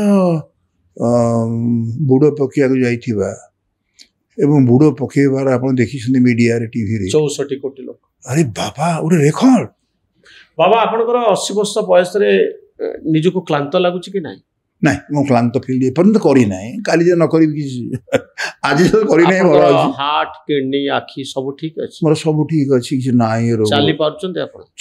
ଭଲ କି ଚାଲିପାରୁଛି। କେତେ କିଲୋମିଟର ଚାଲିବେ? ଆପଣ ପୁରା ମାରାଥନରେ ମୁଁ ଭାଗ ନେଇଥିଲି ମିନି ମାରାଥନରେ ପୁରସ୍କାର ପାଇଥିଲି ଭୁଲିଗଲେ। ଖାଇବା ପିଇବା ଠିକ ଅଛି? ଖାଇବା ପିଇବା ଠିକ ଅଛି। Diabetes blood pressure? ମୋର ଡାଇବେଟିସ୍ ନାହିଁ ବ୍ଲଡ ପ୍ରେସର ନାହିଁ ଏବେ ମାପି ଦେଉନାହାନ୍ତି କିଛି ନାହିଁ? ନାହିଁ ତ नो डिजीज କିଛି ରୋଗ ନାହିଁ? ନାହିଁ ଦେଖିଛନ୍ତି ତ ଆଉ କ'ଣ ଦେଖିବେ ଦେଖନ୍ତୁ ରୋଗ ମୁକ୍ତ ଶରୀର ରାଗରୁ ରୋଗ ରାଗ ନାହିଁ ଆପଣଙ୍କର ରାଗରୁ ରୋଗ ଯଦି କରିବ ଯୋଗ ଜୀବନକୁ କରୁଥିବ ଉପଭୋଗ ଯୋଗକୁ ଆରମ୍ଭ କରିଥିଲା ପ୍ରସନ୍ନ ପାଠଶାଳୀ କହିନି କରିଛି ବୋଲି ଆରମ୍ଭ ତ ଉପଭୋଗ କରୁଛନ୍ତି ଆପଣ ଜୀବନ? ଆଜ୍ଞା ତ ଜୀବନକୁ କରୁଛନ୍ତି ଆପଣ ଉପଭୋଗ? ହଁ ଏତେ ଉପଭୋଗ କରିବା ଆପଣ କହିଲି ଆଉ ଭେରି ସିମ୍ପଲ ଭେରି ସିମ୍ପଲ। ଆପଣଙ୍କର ଟଙ୍କା ପ୍ରତି ଆଟାଚମେଣ୍ଟ ନାହିଁ? ଏପର୍ଯ୍ୟନ୍ତ ଯଦି ଆପଣ ମୋତେ କହିବେ ଟଙ୍କାଟା କିଏ ତିଆରି କରେ ଲୋକେ କହନ୍ତି ଭଗବାନ କରିଦିଅନ୍ତି ମୋ ମତରେ ଟଙ୍କା ତ ମଣିଷ ତିଆରି କରେ ନା। ଆଚ୍ଛା ଟଙ୍କା ଯଦି ମଣିଷ ତିଆରି କରେ ମଣିଷ ଯଦି ଜାଣିଲା ଯେ ଟଙ୍କାଟା ତାକୁ ତିଆରି କରୁଛି ବର୍ତ୍ତମାନ ସେତିକି ବେଳେ ଯଦି ସେ ସତର୍କ ନ ହୁଏ ସେ ମଣିଷର ପତନ ହୁଏ। ଯମଦେବତା କ'ଣ କହନ୍ତି ଟଙ୍କା ବେଶୀ ଦେଇ ଦିଅନ୍ତି ଯଦି ଟଙ୍କା ନଦେବେ ସେ ମରିବନି ମାନେ ମରିବନି ମୋ ପାଖକୁ ଆସିବନି ମରିବ କେମିତିଆ। ତେଣୁ ଯମ ହିଁ ଆମକୁ ଟଙ୍କା ଦିଏ। ଯେତେ ସବୁ କୋଟିପତି ଯାହାକୁ ମୁଁ କହେ ଧନ ପଶୁ ସେଇ ଧନୀକି ମାନେ ଜାଣିବା ଉଚିତ ବନ୍ୟା ଆସିଲେ ମରୁଡ଼ି ଆସିଲେ ବା ଆପଣଙ୍କର ଭୂକମ୍ପ ହେଲେ ଗରିବମାନେ ବେଶୀ ମରନ୍ତି ବନ୍ୟା ବାତ୍ୟା କିନ୍ତୁ ଆକାଶ କୁଲାରେ ଭରା ଅପାଛୁଡ଼ା ଖରା ବରଷାକି ଗଡ଼ୁଥାଏ ଗୋଡ଼ି ପରି ବର୍ଷ ସାରା ମାଟିର ମୁଠାରେ ଯଦି ନଦୀରେ ଧରା ଟାଣ ଖରା ମେଘ ହରା ଜୀବନ ପାଲରେ ତୋର କାଚର ଟୁକୁରା। এইটা ଯଦି ପ୍ରସନ୍ନ ପାଠଶାଳୀ କହୁଛି ପ୍ରସନ୍ନ ପାଠଶାଳୀ ଯଦି କହିଲା ଯେ ତୁମେ ଯଦି ସତର୍କ ନ ରହିବ ତୁମକୁ ନିଶ୍ଚିତ ଭାବରେ କରୋନାରେ କୋଟି କୋଟି ଲୋକ ମରିଯିବେ। ସବୁଠୁ ଯଦି ଆପଣ ଗଣନା କରିବେ ପୃଥିବୀରେ କମ୍ ସଂଖ୍ୟକ ମୃତ୍ୟୁ ହେଇଛି ଆଜ୍ଞା ଓଡ଼ିଶାରେ ତାର କାରଣ ଜଗନ୍ନାଥଙ୍କ ଯୋଗୁଁ ଏବଂ ଆମର ମା ମାନଙ୍କ ଯୋଗୁଁ ଗାଁ ଗହଳିର ଯେଉଁମାନେ କି ଫୁଙ୍କୁଣାଳରେ ଫୁଙ୍କନ୍ତି ଆମ ପାଇଁ ରାନ୍ଧନ୍ତି ଫୁଙ୍କୁଣାଳରେ ଫୁଙ୍କିଲେ କ'ଣ ହୁଏ ନା କରୋନା ଯେତେବେଳେ ଆସେ ସେ ଏଇଠି ରହିଯିବ 5 ଦିନ ଡେରି କରିଦେଲେ ଭିତରକୁ ପଳେଇଗଲା ଆଉ ବଞ୍ଚି ହେବ ନାହିଁ କିନ୍ତୁ ଫୁଙ୍କୁଣାଳରେ ଫୁଙ୍କିଲେ ତାର ଗରମ ହାୱାରେ ତାତିରେ କରୋନା ସେଠି ମରିଯାଏ। ଏଇ ତତ୍ତ୍ୱ ଆପଣଙ୍କୁ କିଏ ଦେଲା? ମୁଁ ନିଜେ ଦେଇଛି ମୋ ଅନୁଭୂତିରୁ କହିଛି ଭାଷଣରେ। ଫୁଙ୍କନଳା ଯୋଗୁଁ କରୋନା ପଳେଇଲା? ହଁ କରୋନା ପଳେଇଲା କୋଉଠି ଆଉ ମାନେ କରୋନା ଆସିପାରିଲାନି ପଳେଇଯାଏ ଏବଂ ବର୍ତ୍ତମାନ ବି ଆସୁଛି ଏକ ସାଂଘାତିକ ମୁଁ କହିବା ଉଚିତ ନୁହଁ ମାଳିକା ଯାହା କହିଛି। କ'ଣ କହିଛି? ମୁଁ କାହିଁ କହିବି ଧାନକୁଦ ବୋଲି ଗୋଟିଏ ଜାଗା ଅଛି ଜଗତସିଂହପୁରରେ ସାରା ଜଗତର ସିଂହ ମାନେ ଯୋଉଠି ଥାନ୍ତି ତା ନାଁ ଜଗତସିଂହପୁର ଧଉଳିକୁଦ। ମୁଁ ବହୁତ ଜଣ ଯାଇଛି ଜଗତସିଂହପୁର ଆପଣ ଟିକେ ସେଇଠି ଯାଆନ୍ତୁ 5 ଜଣ ଯାକ କେମିତି। ଆପଣ ଧ୍ୟାନକୁଦ କହୁଛନ୍ତି ନା ଧଉଳିକୁଦ କହୁଛନ୍ତି? ନାଇଁ ଧ୍ୟାନକୁଦ କହୁଛି ଧଉଳିକୁଦ କହୁନି। କୋଉ ଜାଗାଟା କହିଲେ ଜଗତସିଂହପୁର? କୋଉ ଜାଗାଟା ମୋର ତ ମନେ ପଡୁନି। ଜୟପୁର ପାଖରେ ତାରପୁର ପାଖରେ ସେଇଟା ସେଠି କ'ଣ ହେଇଛି ଧ୍ୟାନକୁଦରେ? ସେଠି 5 ଜଣ କବି ମାନେ ତପସ୍ୱୀ ଯେଉଁମାନେ ମାଳିକା ଲେଖିଛନ୍ତି ସେମାନେ ତପସ୍ୟା କରୁଥିଲେ ସେ ତପସ୍ୟା କଲା ସେମାନେ ଟ୍ରାନ୍ସ ହେଇଗଲେ ଏବଂ ସେତିକି ବେଳେ ଅନନ୍ତ ଶୂନ୍ୟରୁ ଯେଉଁ ବାଣୀ ଆସିଲା ସେ ବାଣୀ ଗୁଡ଼ାକୁ ସେ ନୋଟ୍ କଲେ। ଯେତେବେଳେ ଥିଲା ଏଥିରେ ସେମାନେ ଲେଖୁଥିଲେ ତାଳପତ୍ର ପୋଥିରେ ଏବଂ ସେଇ ବାଣୀଟା ଏତେ ସତ୍ୟ ହେଇଛି ଆପଣଙ୍କର ଓଡ଼ିଆ ଜାତି ସାରା ପୃଥିବୀକି ଦେଇଦେଲା। ସେଇଟା ହେଉଛି ବାନ୍ଧିଲେ ଯୋଉ ମାସ୍କ ମାସ୍କଟା ନଥିଲା ଓଡ଼ିଆ ଜାତି ଏତେ କେହି କହୁନାହାନ୍ତି। ମୁଁ କହିଦେଉଛି ପ୍ରକୃତରେ ଏତେ ବଡ଼ ଓଡ଼ିଆର ଜାତିର ସବୁ ରହିଛି। କେଉଁ ଜାତିର ଅଛି ମୋତେ କହିଲେ? 20,000 ଶବ୍ଦରେ ଇଂରେଜମାନେ ଆମକୁ ଫ୍ଲେଇଂ ଶାସନରେ ରାଜତ୍ୱ କରୁଥିଲେ। ଯେତେବେଳେ ଶେଷ କମିଶନର ଶିକ୍ଷାର ମ୍ୟାକ୍ଲେ ତାଙ୍କ ମା କହିଲେ ପୁଅରେ ମାତିଗଲୁଣି ସବୁ ବର୍ତ୍ତମାନ ପଡ଼ିଆ ଛାଡ଼ି ଭାରତବର୍ଷ। ନା ମୁଁ ଯିବି, ମୁଁ ବି ରହିବିନି, କିନ୍ତୁ ଯିବା ପୂର୍ବରୁ ମୋ ଭାଷା ଇଂରେଜମାନଙ୍କ ପାଇଁ ମୁଁ ଯାହା କରିଛି ଭାରତୀୟମାନେ ଇଂରେଜ ଭାଷା ନିକଟରେ ଗୋଲାମୀ ହେଇକି ରହିବେ। ଆମେ ସେଇ ଭାଷା ମାନେ ଆମ ଭାଷା ଏତେ ମହାନ। ଓଡ଼ିଆ ଭାଷାର ଶବ୍ଦ ଭଣ୍ଡାର ହେଲା 3 ଲକ୍ଷରୁ ଉର୍ଦ୍ଧ୍ୱ। ତାଙ୍କର ମାତ୍ର 20,000 ତା ନିଜସ୍ୱ ନୁହେଁ, ଚୋରି କରିଛନ୍ତି।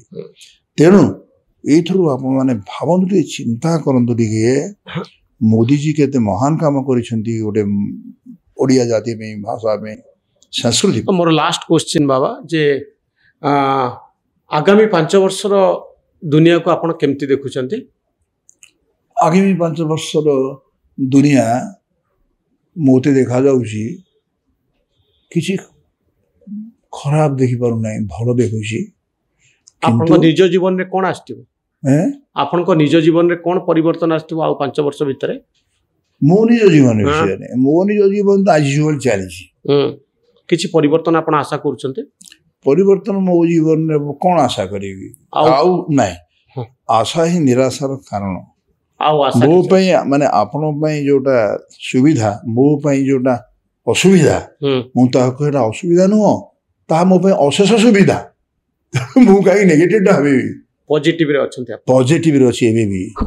ବହୁତ ଧନ୍ୟବାଦ ବାବା ପ୍ରସନ୍ନ ପାଠଶାଣୀ, ବହୁତ ଧନ୍ୟବାଦ। ଆପଣ ଅନେକ ଗୁଡ଼ିଏ କଥା କହିଲେ। ଆପଣ ଦୀର୍ଘ ଦିନ ଧରି ଓଡ଼ିଶାର ଜନଜୀବନ ସହିତ ସମ୍ପୃକ୍ତ, ଅନେକ ନେତାଙ୍କ ସହିତ ସମ୍ପୃକ୍ତ, ଓଡ଼ିଶାର ଯେଉଁ କ୍ଷମତା ପାଇଁ ସଂଘର୍ଷ ଚାଲିଛି, ରାଜନୀତିର ଯେଉଁ ଗହନ ତତ୍ତ୍ୱ ତା ସହିତ ଆପଣ ସମ୍ପର୍କିତ, ଓଡ଼ିଆ ଭାଷା ସାହିତ୍ୟ କବିତା ସହିତ ଆପଣ ସମ୍ପର୍କିତ।